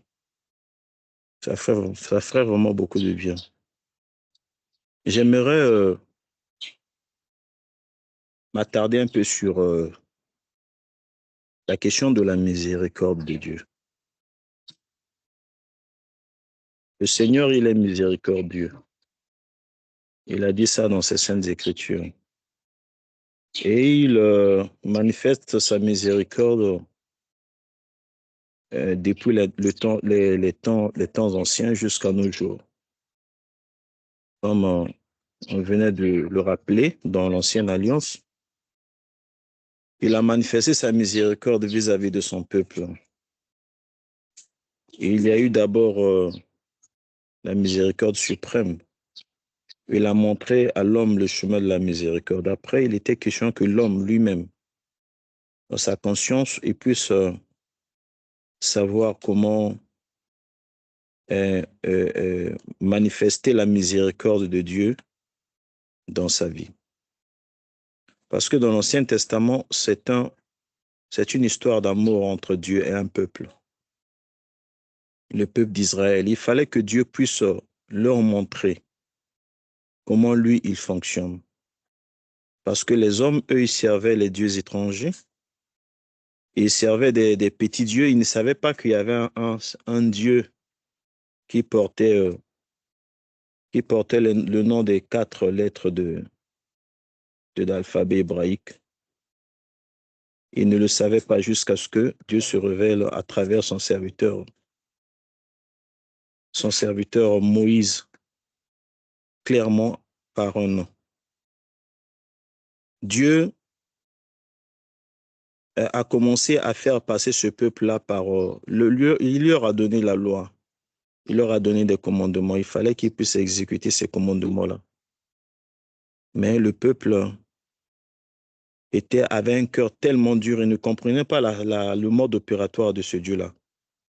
Il fallait qu'il passe par des châtiments, et après chaque châtiment, Dieu manifestait sa miséricorde. Quand ils ont pleuré, Dieu les a appris par force. Comment est-ce que vous devez me craindre, comment est-ce que vous devez me servir et comment est-ce que vous devez me servir. Mais c'est passé par un processus jusqu'à ce qu'au fur et à mesure que l'homme est en train d'évoluer, Dieu aussi a évolué sa façon de faire des choses. Jusqu'à nos jours, jusqu'à la nouvelle alliance, il nous a envoyé son fils, Yahushua HaMashiach, Jésus-Christ, qui nous a montré aussi le chemin de la miséricorde, le chemin de la fidélité de Dieu, le chemin de l'amour de Dieu. C'est comme notre frère Cardo qui vient de parler de ces 3 mots qui constituent au fait Mashiach, Yahushua. C'est lui qui est la représentation des noms de Dieu. C'est lui qui est la représentation de la manifestation de l'Elohim. C'est lui. Alors, il a dit dans les Saintes Écritures, et le Christ lui-même, il a donné un exemple en parlant de ce monsieur-là qui devait beaucoup d'argent, à qui on devait mettre en prison, et qui a présenté beaucoup de pardon. Il a pleuré, il a dit, pardonnez-moi, je vais rembourser ce dont vous me devez, parce que le monsieur devait le vendre, lui et toute sa famille. Il a demandé pardon, on lui a pardonné, on a manifesté la miséricorde vis-à-vis de lui. Lui, en sortant de là, quand il est parti, il a trouvé un autre qui lui devait de l'argent. Il a pressé l'autre jusqu'à mettre l'autre en prison. Quand le message est remonté vers celui qui lui avait pardonné, il a dit, bon, mais moi, je t'ai pardonné. Pourquoi de ton côté, tu ne l'as pas fait? Il lui a pris, il lui a remis en prison. Je pense qu'il a payé tout ce qu'il devait. Simplement pour dire que la miséricorde, Dieu, quand il nous manifeste la miséricorde, c'est à nous aussi, à notre tour, d'avoir de la miséricorde vis-à-vis des autres. Tant que nous ne l'avons pas, nous ne remontons pas l'ascenseur. Nous ne pouvons pas bénéficier de la miséricorde de Dieu. Dans sa suprématie, il a manifesté sa miséricorde en envoyant son Fils unique Jésus-Christ. Sur la croix du calvaire, on n'avait fait aucun bien, on n'avait rien fait de bon. Mais lui, par sa grâce immense, par sa grande miséricorde, par son amour et par sa fidélité qui n'a point de fin, et lui, il a envoyé Jésus qui a, par sa miséricorde, qui est venu sur terre, qui a porté nos iniquités, il nous a pardonné. Cet enseignement-là, c'est simplement ce que ça voulait dire. Mais nous, de notre côté, lui, il nous a demandé de faire la même chose que lui. Vous allez voir plus loin dans le livre de Jacques, au chapitre 2, verset 13, il est écrit, « Car le jugement est sans miséricorde pour qui n'a pas fait miséricorde, mais la miséricorde triomphe du jugement. » Donc, si tu n'as pas manifesté la miséricorde dans ta vie une seule fois vis-à-vis des autres par rapport au mal qu'ils t'ont fait, Parce qu'on ne peut que manifester la miséricorde si quelqu'un t'a offensé. Si une personne ne t'a pas offensé, tu vas lui manifester la miséricorde comment? C'est par l'offense. Donc, si nous manifestons la miséricorde, Dieu aussi il le manifestera pour nous. Et le jour du jugement, nous allons triompher du jugement parce que nous avons manifesté la miséricorde. Le jour où, selon les Saintes Écritures, Dieu va juger l'humanité. Il dira, mais est-ce que toi, l'autre avait faim, est-ce que toi, tu lui as donné de quoi manger? L'autre avait soif, est-ce que tu lui as donné de quoi boire? L'autre était en prison, est-ce que vous lui avez rendu visite? Vous voyez que même cet enseignement de Matthieu 25 est centralisé autour de la miséricorde que l'on doit manifester, de l'amour que l'on doit manifester vis-à-vis des autres. L'amour que Dieu nous a manifesté, la miséricorde que nous a manifesté, que nous rendons aussi aux uns et aux autres.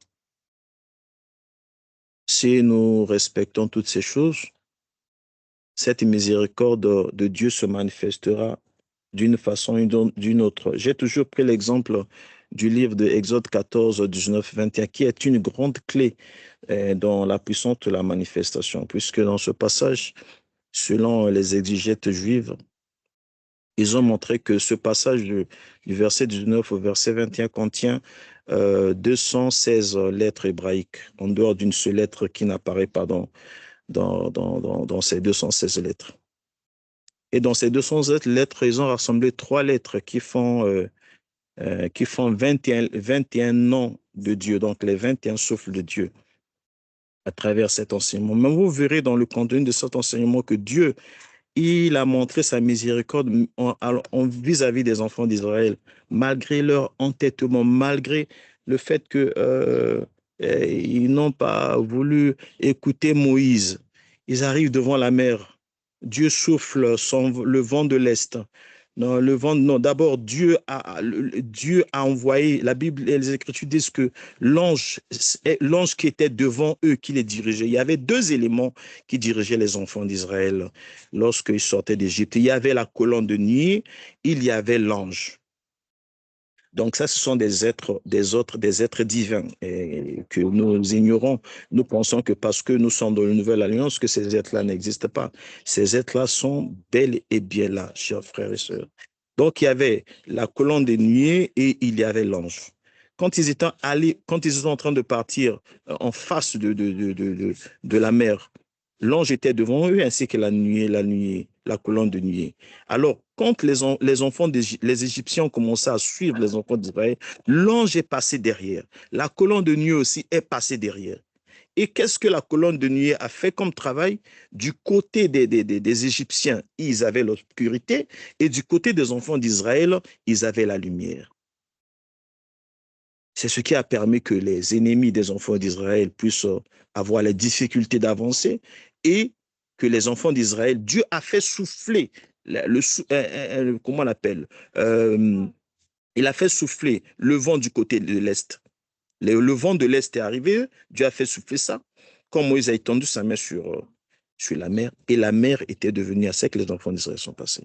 Le vent de l'Est. Donc, vous voyez, il y a un autre élément, le 4e élément qui est le vent de l'Est. Et le Christ, l'étoile brillante du matin, a brillé à l'Est. Ce n'était pas à l'Ouest, ni au Nord, c'est à l'Est. Donc, ce sont des symboles que le Seigneur a ramené ça même jusque dans le Nouveau Testament, mais que moi et toi, on ignore, mais que les mages avaient reconnu. Les mages avaient reconnu cette étoile qui avait brillé à l'Est. Donc, le vent qui a soufflé sur la mer, ce vent sort de l'Est. Bref, nous n'allons pas nous attarder sur ces choses-là. Simplement pour dire que si nous vivons la miséricorde du Seigneur dans notre vie chaque jour, c'est ce Seigneur-là qui prendra la colonne qui te dirige devant, l'ange qui te dirige devant, il le mettra derrière toi pour mettre une barrière entre toi et tes ennemis, pour les empêcher d'avancer vers toi et pour te permettre d'aller de l'avant. C'est cette miséricorde, chers frères, que nous devons manifester en chacun de nous, dans les bons et les mauvais jours. Je ne dis pas que si quelqu'un a voulu te poignarder, que tu manifestes la miséricorde et que tu dois oublier que cette personne avait voulu te poignarder un jour. Sinon, il le fera pour la 2e fois. Parce que sur cette terre, il y a plusieurs natures des hommes. Et les mauvaises personnes, là, ils ont 5 natures. Ça, nous en parlerons. Donc, ces genres de personnes, là, vous les voyez, sont des humains. Au fait, ce ne sont pas des humains. C'est la race des personnes qui sont sorties de l'association des anges, des anges déchus avec les humains. Mais vous le voyez, ils portent la peau comme nous. Ces genres de personnes, tu le pardonnes, et tu oublies ce qu'il t'a fait, il reviendra, il fera plus pire que ça. Donc, tu peux pardonner, mais tu n'oublies pas, tu dois mettre les barrières de sagesse et de prudence tout autour de toi. Bref, c'est ce que je peux essayer de vous partager au sujet de la miséricorde du Seigneur, de sa fidélité vis-à-vis de chacun de nous. Que le Seigneur vous bénisse. J'en ai fini. Amen, amen, amen. Merci, merci. Que Dieu soit loué. On va prendre le frère Chris Mariel. Frère Chris Mariel, à toi la parole.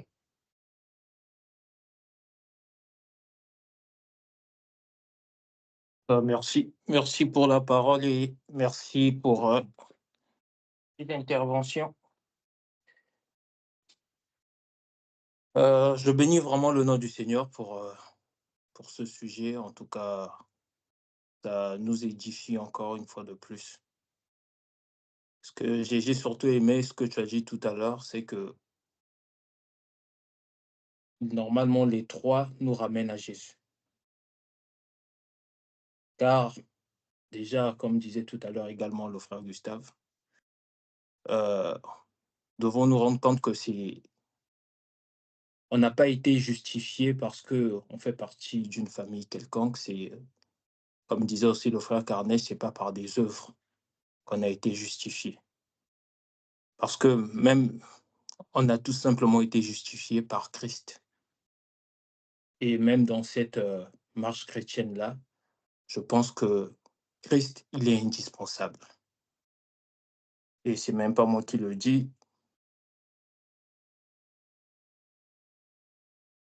Je pense que lorsqu'on lit dans le livre je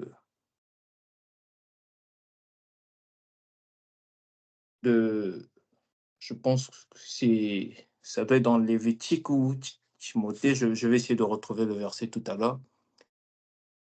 Nous constatons, la Bible dit qu'il n'y a qu'un seul médiateur qui est le Christ entre les hommes et Dieu. C'est Jésus-Christ. Et c'est vrai que le péché est arrivé, parce que nous, de base, on est nés dans le péché. Parce que le péché est arrivé par un seul. Dans le livre de Romains, il est écrit, c'est par un seul que le péché est entré dans le monde, et par le péché, la mort. Et qu'ainsi la mort s'est étendue sur tous les hommes, parce que tous ont péché. Donc, lorsqu'on est déjà de nature normalement, comme ça, on est dans le péché. Peu importe ta famille, peu importe qui tu es, peu importe, je ne sais, le rang social de tes parents, tu es pécheur. Nul n'était l'amour de Dieu qui s'est manifesté par Christ, disons, en envoyant Christ à la croix pour qu'il aille payer le prix. Je ne sais pas, en tout cas, je le dis avec beaucoup de retenue, mais je me demande bien, je me suis toujours posé la question, que serons-nous? Parce que c'est même pas avec nos biens ou je ne sais comment qu'on allait peut-être se racheter. Bon, je ne sais pas comment ça allait se passer, mais jusqu'à preuve du contraire, il a fallu que Christ passe à la croix pour que nous soyons justifiés. Sinon, nous serons probablement toujours dans le péché. Christ représente tout.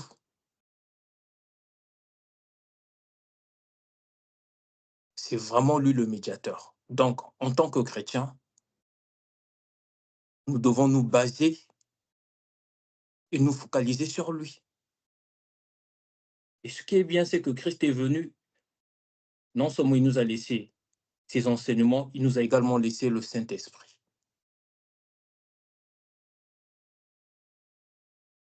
Et ce que j'aime bien, c'est que je me rends compte que même jusqu'à aujourd'hui, le travail continue toujours à se faire.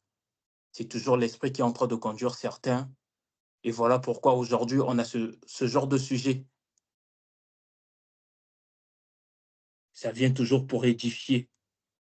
Au cas où certains étaient dans l'égarement, je pense que tant qu'on bénéficie encore du souffle de vie que Christ nous a accordé, que le Seigneur nous a accordé, je pense que en écoutant encore ce genre d'enseignement, je pense que c'est une occasion pour nous encore d'essayer de redresser notre marche, de revenir à Christ. Tout passe par lui. Et oui, je suis d'accord avec ce que disait le frère Carnèche. Oui, c'est vrai que même à l'époque, lorsqu'il y avait la loi, mais la loi aussi, normalement, ne conduisait pas au salut.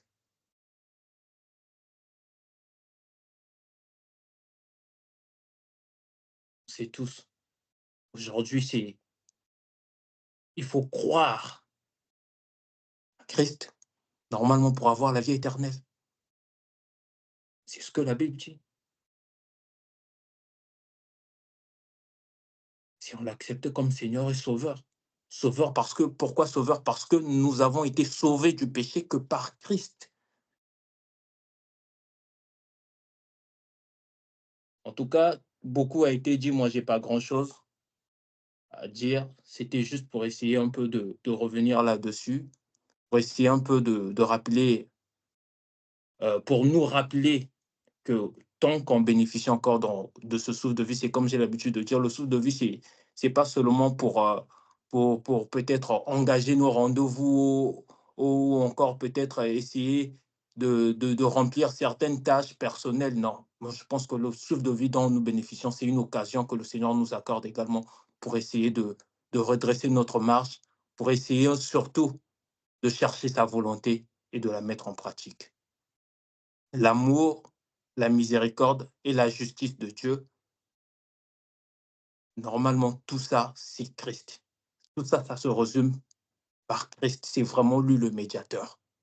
On n'y peut rien. On ne peut pas arriver au Père sans passer par lui. Il est vraiment indispensable pour cette vie chrétienne. C'est le petit rappel que moi je pouvais faire. En tout cas, pour le reste, beaucoup a été dit et je vous remercie beaucoup et que le Seigneur bénisse tout en chacun. Amen, amen. Merci, merci, mon frère Christ. Alors, on va prendre le frère Alban. Le frère Alban, à toi la parole.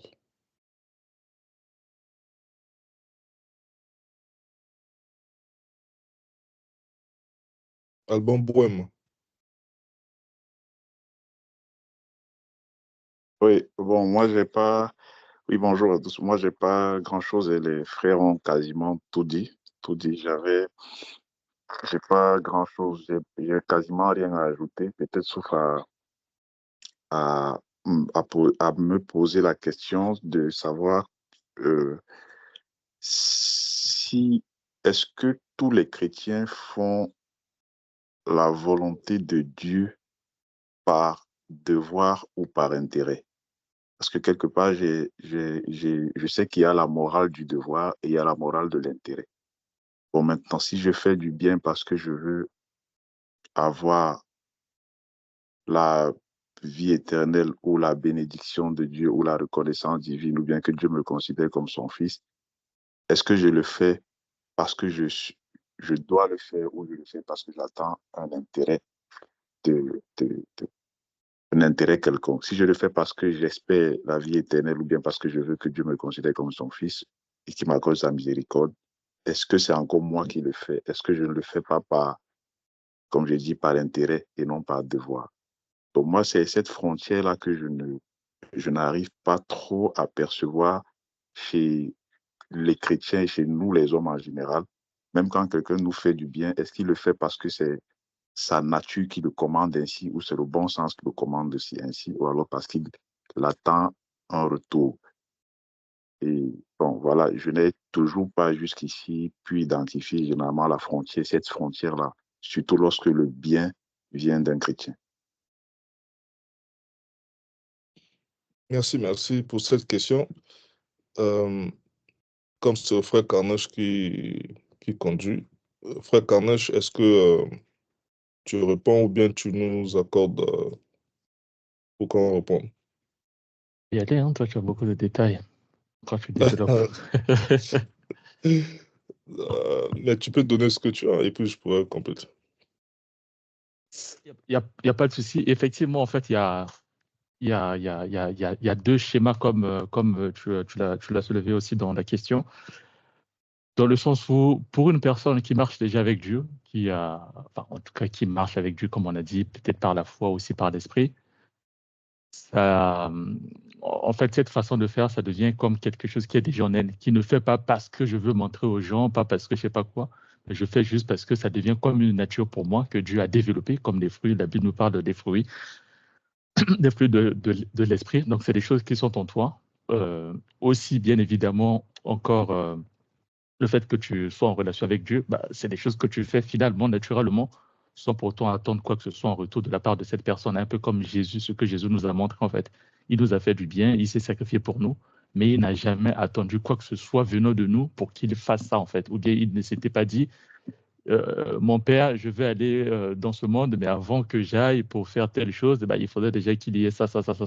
Un peu comme l'exemple de Jonas, quand on lit la Bible de Jonas. Jonas ne voulait pas aller faire ce travail parce qu'il disait, ce peuple de Ninive, c'est un peuple qui est quand même assez bizarre, têtu, tout ça, voilà, ils ne veulent pas comprendre des choses. Moi, je ne veux pas y aller. Mais par contre, avec Jésus, ce n'était pas le cas. Il a entendu ce que le Père a dit. Il a fait la volonté du Père. Ce n'était pas sa propre volonté. Donc, il n'y a pas eu de conditions préalables pour lui afin de faire ces choses. Donc, pour les chrétiens aussi, on a ce cas-là.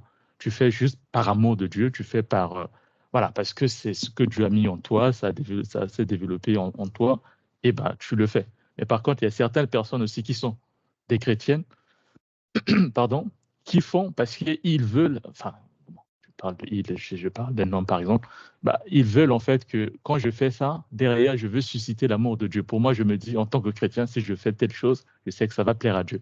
Donc à ce moment-là, je vais le faire. Je sais que cette personne-là est peut-être en difficulté, mais moi, je ne fais pas juste pour aider cette personne, je fais parce que je veux marquer des points chez Dieu, en fait. Or que ça, ce n'est pas ce que Dieu veut. Dieu veut que tu fasses parce que, pour toi, comme l'exemple comment on appelle ça déjà? Les trucs du bon samaritain, je pense, ouais, du bon samaritain. En fait, c'est aussi cette parabole-là qui nous parle en fait de l'amour de Dieu sans pourtant qu'il y ait des contraintes derrière. Ceux-là qui ne voulaient pas aider cette personne qui était quand même dans une situation compliquée, c'est en fait c'est un samaritain, s'il n'est pas des nôtres, etc. On peut pas l'aider en fait. Or que ça, c'est des gens qui veulent faire parce qu'ils veulent d'abord se rattacher à quelque chose pour que derrière ça leur soit imputé. Que Dieu sache que bon, c'est des bonnes personnes, c'est des gens qui respectent quand même ce que je leur dis, et ils le font.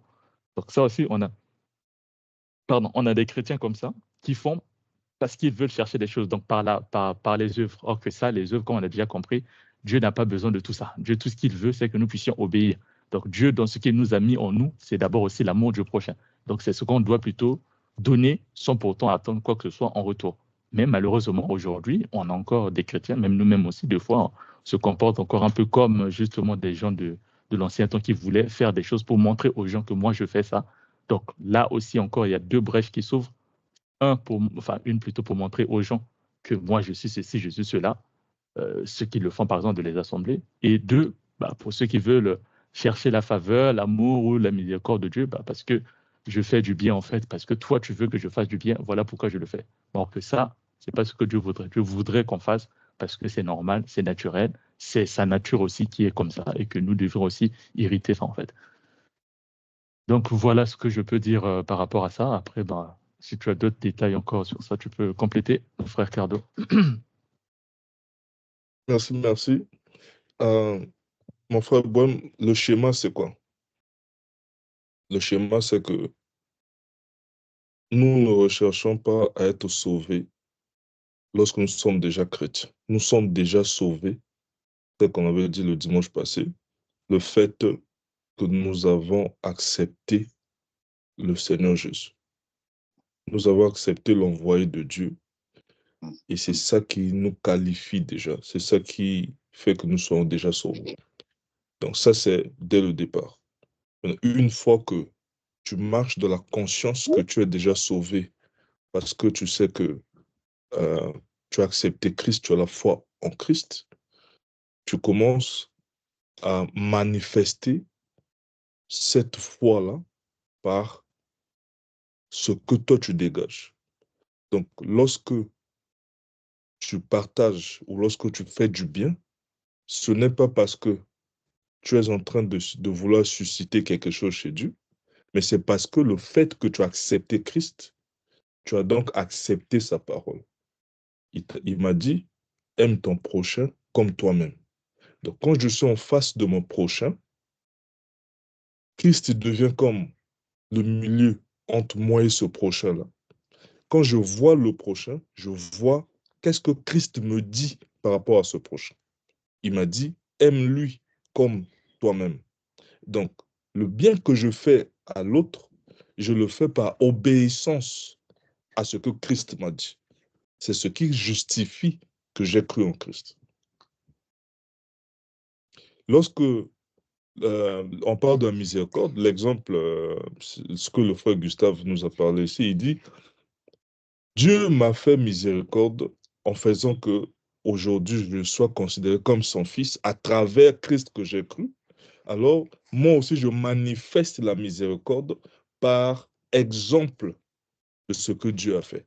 Et donc, Christ étant toujours ce dénominateur commun ou le milieu entre moi et le prochain, en voyant ce prochain, le mal qu'il m'a fait, en voyant Christ qui est au milieu entre lui et moi, à ce moment-là, je manifeste la miséricorde parce que Christ devient l'exemple de la miséricorde que Dieu a manifestée pour moi aussi. Donc, le fil conducteur d'un chrétien, c'est Christ. C'est même la justification que tu as cru en Christ. Le bien que tu dois faire, ce n'est pas un intérêt quelconque que demain il va te donner ou ça va susciter la faveur de Dieu ou quoi que ce soit, mais c'est la réponse à ta foi en Jésus. Je ne dois pas faire le mal à quelqu'un d'autre par rapport à la réponse à ma justification de cette croyance en Jésus. Et je dois rechercher la paix toujours par rapport à la même chose. Donc, c'est la réponse à cette appartenance à Christ. Et c'est là où Dieu verra maintenant que ta motivation, ton intérêt, c'est Christ. Et c'est là où Dieu agrée ce que tu fais. Parce que ce que tu fais, ça n'a rien à voir avec toi-même. C'est pas pour que tu te vois meilleur. C'est pas pour que tu te sentes bon. C'est pas pour que Dieu te voie, je sais pas comment. Mais c'est ton obéissance ou, je dirais, c'est la manifestation de la foi en Christ que tu es en train d'exercer. Et c'est ce que Dieu accepte. Voilà pourquoi tu vas voir qu'il y a beaucoup de gens qui font du bien, mais derrière ce bien-là, il y a le mal.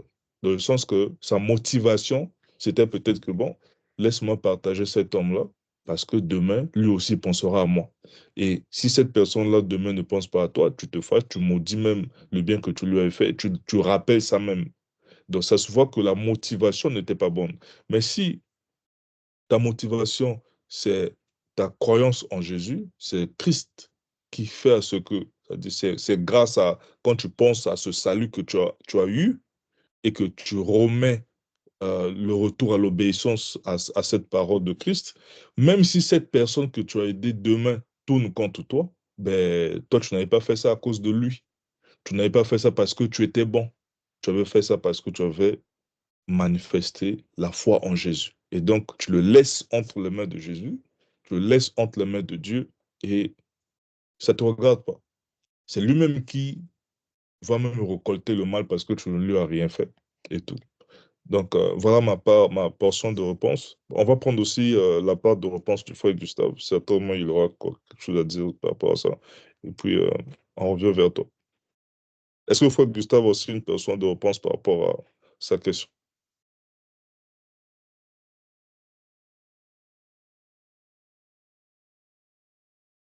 Frère Gustave, à toi. Oui, mon frère, merci. Mais vous avez très bien expliqué, tout est clair, hein. Je vois pas quelque chose que je peux ajouter parce que vous voyez, tout est comme vous venez de le dire, c'est par rapport à la motivation. Vous allez voir dans le livre de Matthieu 5, là, on dit, quand tu veux prier, quand tu veux faire une aumône, quand tu veux faire une offrande, il faudrait pas que ta main gauche puisse le savoir. Ou bien quand tu veux prier, tu rentres dans ta maison, tu le fais d'une façon aussi discrète pour ne pas que les autres puissent remarquer cela. Ou bien quand tu jeûnes, ne présente pas un regard de telle sorte que les gens sachent que, ben voilà, je suis en train de prier. Ou bien quand tu pries, ne sois pas comme un pharisien qui se met au coin de la rue, qui crie pour que tout le monde le sache. Je pense que tout réside au niveau de la motivation, ce que tu viens de dire. Qu'est-ce qui est réellement au fond de ton cœur? Pourquoi tu fais ce bien? Pourquoi tu fais le bien que tu es en train de faire? Est-ce que tu le fais pour plaire au pasteur? Est-ce que tu le fais pour plaire à ton frère qui est là? Ou bien tu le fais parce que c'est un devoir? Vous venez même de le dire là. Donc, je pense que s'il veut avoir encore de plus en plus des éclaircissements de la part du Saint-Esprit, que le frère puisse regarder le livre de Matthieu, chapitre 5, il va regarder, lire tout ça et il va comprendre que le Seigneur, il veut que dans tout ce que nous sommes en train de faire, que nous puissions le faire au nom de Dieu, au nom de Christ, au nom de Jésus, pas au nom parce qu'on veut plaire à qui que ce soit. Donc, c'est ça le socle, je pense, que de la vie chrétienne, le socle du partage du bien, du bien que tu peux faire à l'autre, ou bien même dans ta relation avec Dieu. Quand tu pars dans une réunion de prière ou bien à l'église, ou bien tu veux prier, tu veux que tout le quartier sache que toi, tu es chrétien. Mais l'objectif, c'est quoi? Qu'est-ce qu'au fond de ton cœur? Est-ce que c'est pour montrer aux gens, voilà, moi je prie, vous ne priez pas, vous irez en enfer, moi je prie et tout, tout, tout, tout, tout. Ça, Dieu ne pourra jamais agréer ton comportement ou bien agréer ton acte que tu veux faire devant lui. Donc, un peu pour compléter ce que vous avez dit, merci beaucoup. Merci, merci. Oui, mon frère, bon, tu peux continuer. Non, non, ça va, Carlos, c'est bon, c'était ça ma question de ce jour. En tout cas, j'aime Est-ce que ça bien. te semble clair en termes de réponse Oui, aussi? oui, oui, c'est satisfaisant. Je vais juste prendre le temps de lire les passages évoqués par le frère tout à l'heure, le livre de Ce qu'on dit Matthieu. aussi, ouais, on dit aussi tout ce que vous faites, faites-le pour la gloire de Dieu. Donc, si ce que tu fais, c'est pour ta propre gloire, donc ça sert à rien. Ouais, D'accord. il parle de Matthieu 5 et tout. En tout cas, le fil conducteur, c'est le cœur lui-même qui sait. Tout le monde sait. Et parfois même, tu sais, parfois, pour savoir le temps parfois justifie la motivation de chacun. Et tu vois Mm. que lorsque quelqu'un t'avait fait du bien, à un certain moment, vous n'êtes plus en accord. Et tu vois cette personne-là marche partout pour dire, moi, je l'ai fait ceci, moi, je l'ai fait cela, regardez ce qu'il me fait. Donc, tu vois que sa motivation, c'était pas pur. Donc, il te faisait ça pour que toi aussi, tu puisses le faire. Et ça prouve que c'était pas une bonne motivation. Il y a des personnes aujourd'hui qui commencent à t'ensorceler. Ils cherchent même à te tuer. Pourquoi? Parce que ils n'arrivent pas à accepter euh, le fait qu'il t'avait une fois fait du bien et qu'aujourd'hui tu ne sois plus avec lui. Pour lui, il peut pas accepter ça. Donc, comment est-ce que la personne là, je l'ai aidé, demain, il commence à aider d'autres personnes, pas moi. Et ça se voit clairement que sa motivation n'était pas bonne. Or, nous qui avons accepté Christ, notre motivation, c'est l'obéissance à la parole de Christ et non par rapport à nous-mêmes. C'est cette obéissance-là, en fait. La Bible parle aussi, on parle aussi de Acte 10. Acte 10, c'est un monsieur qui s'appelait Corneille. La Bible dit il priait Dieu continuellement et il faisait beaucoup d'aumônes. C'était un homme bon autour de lui. Et cet homme-là, ce qui le conduisait, c'était la recherche de Dieu. Donc, quand il faisait ces aumônes-là, il faisait du bien, c'était pour rechercher Dieu. Il le faisait au nom de Dieu. Et voilà pourquoi l'ange, quand l'ange l'a apparu, l'ange lui a dit, ta prière et tes aumônes sont montées vers Dieu. Donc, à ce moment-là, Dieu lui a justifié en lui envoyant le salut, c'est-à-dire qu'on lui parle de Christ et lui, il a accepté Christ et donc il a été sauvé. Mon frère Christ, apparemment, tu allais aussi ajouter quelque chose. Puisque Oui, ton... rapidement, ce que je voulais également dire, c'était un peu pour compléter ce que disait le frère Carnèche. J'étais vraiment d'accord lorsqu'il disait que normalement, ça se fait naturellement. Parce que lorsqu'on voit les Écritures, il suffit de commencer dans Galates 5, verset 22, où on nous parle du fruit de l'esprit. On nous parle de l'amour, de la paix, de la joie. On nous parle du fruit de l'esprit. Mais c'est quoi le fruit de l'esprit? Le fruit de l'esprit n'est que le résultat de la présence du Saint-Esprit en nous. Mais qui a le Saint-Esprit? Qui est conduit par le Saint-Esprit? Romains 8, verset 14 nous dit, car tous ceux qui sont conduits par l'Esprit de Dieu sont fils de Dieu. Donc, lorsque tu as l'Esprit Saint, c'est que tu es fils de Dieu. Or que tu ne peux que être fils de Dieu en passant par Christ. C'est vrai que j'ai commencé par le fruit de l'Esprit, mais lorsqu'on voit, on commence de l'autre côté. Donc, ça veut dire que lorsque tu es enfant de Dieu, c'est que tu as accepté Jésus comme Seigneur et Sauveur. Tu es enfant de Dieu, et lorsque tu es enfant de Dieu, tu as l'esprit en toi, et lorsque tu as l'esprit en toi, naturellement, tu as l'amour, et on sait que l'amour supporte, l'amour pardonne, et tu as vraiment le fruit de l'esprit en toi, en fait. Donc, ça se fait naturellement.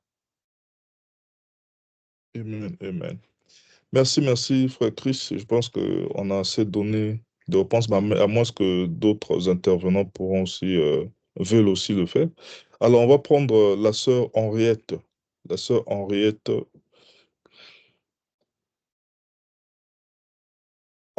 Bohème. Est-ce que tu es là, maman? Oui, je suis là. Bonjour. Bonjour tout le monde.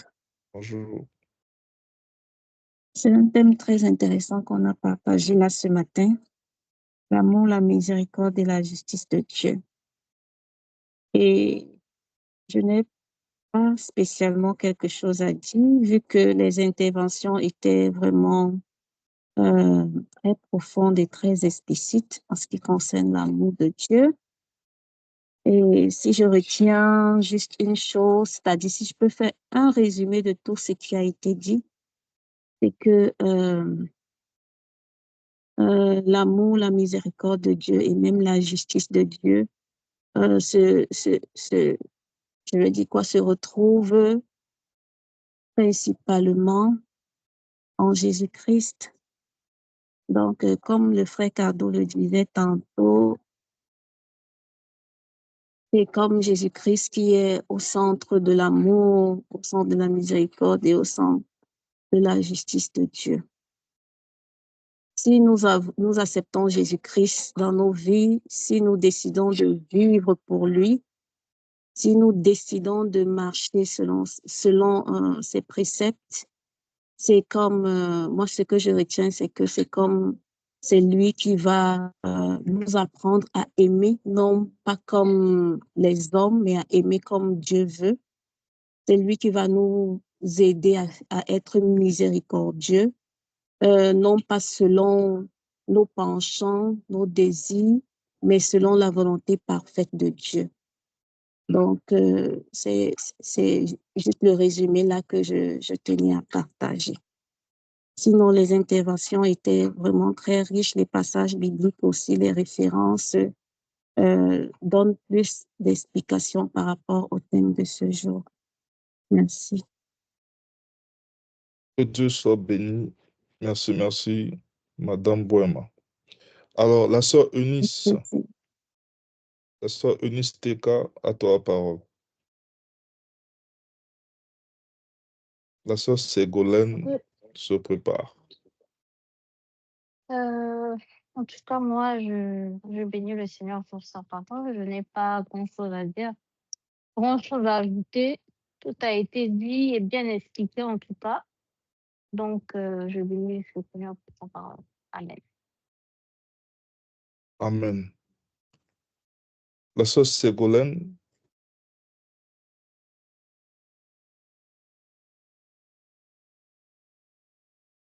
Amen, amen. Je tenais juste à remercier le Seigneur pour sa parole et moi, franchement, je n'ai pas grand-chose à rajouter aussi parce que tout a été clair, les interventions et Non, je n'ai pas grand-chose à dire. Je bénis juste la parole. Amen. Amen, amen. Merci, merci. Alors, la sœur Amandine. Bonjour à tous. En tout cas, je suis comblée, richement bénie par le thème d'aujourd'hui et les interventions qui ont été riches. Je bénis le Seigneur pour sa grâce qu'il nous a faite ce matin. Et je n'ai pas grand-chose à ajouter, sauf lui demander qu'il nous accorde voilà, cette volonté de tout faire pour lui plaire, de tout faire pour sa gloire. Amen, amen. Amen. Merci, merci. Il y avait la sœur Potier, je pense qu'elle a eu un problème là-bas, elle n'est plus là. Donc, je pense que le frère Carmen, j'ai fait le tour. Hein. Ok. Tu m'as oublié ok, le ok. frère Cardo. Ah Et une personne, il ne fallait pas oublier là-bas. Moi, je ne vois pas d'écran. Oui. Donc, je ne sais pas. Oui, oui, oui. Mais c'est parce que ici, je vois tout le nom, Chikaya, tout ça là. C'est la sœur qui rit ça? Oui, c'est moi. Ah, voilà. Il fallait Désolé. écrire la sœur et ça, ce serait plus simple. Mais non, j'arrive pas à changer parce que c'est Ah, ma ouais. boîte mail de Ah, oui, l'école. d'accord, ouais. Ah, Ok. d'accord.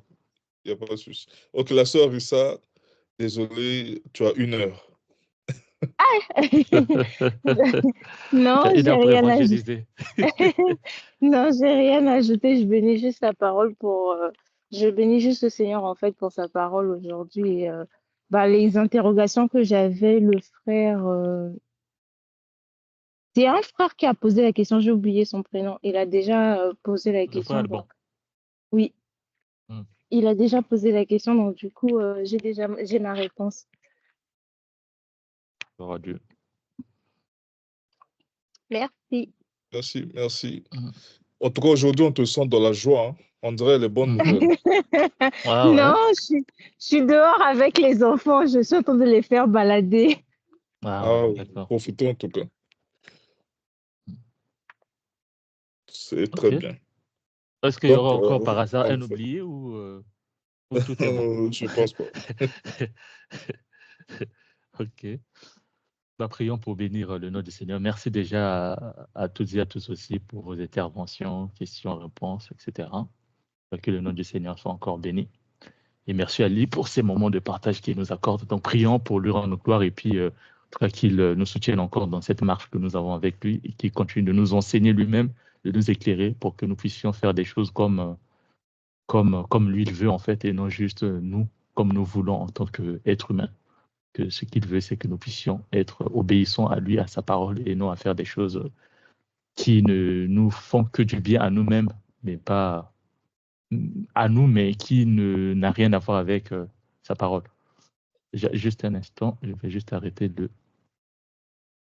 l'enregistrement là. Comme ça, après, on ne rentrera pas, ça me facilitera la tâche.